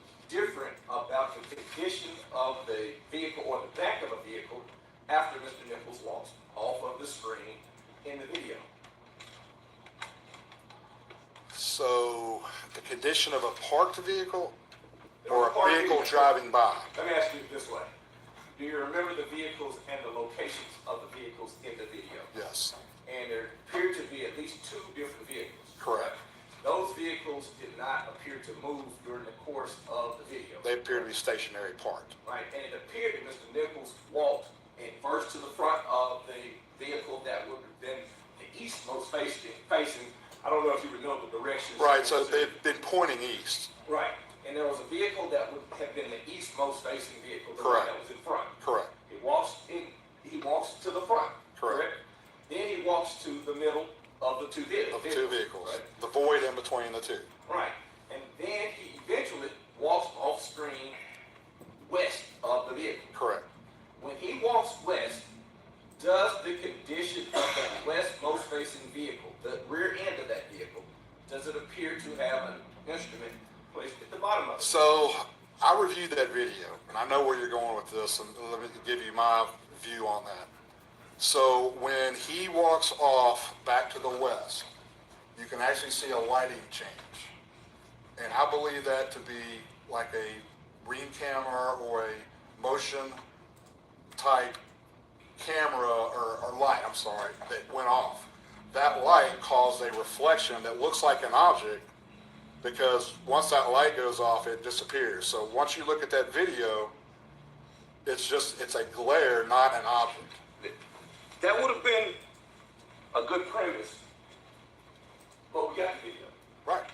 And I'm not sure. And I could be happy to show you. Yeah. It's in evidence. Right, it's in evidence. I don't remember the exact number, but it's already been on.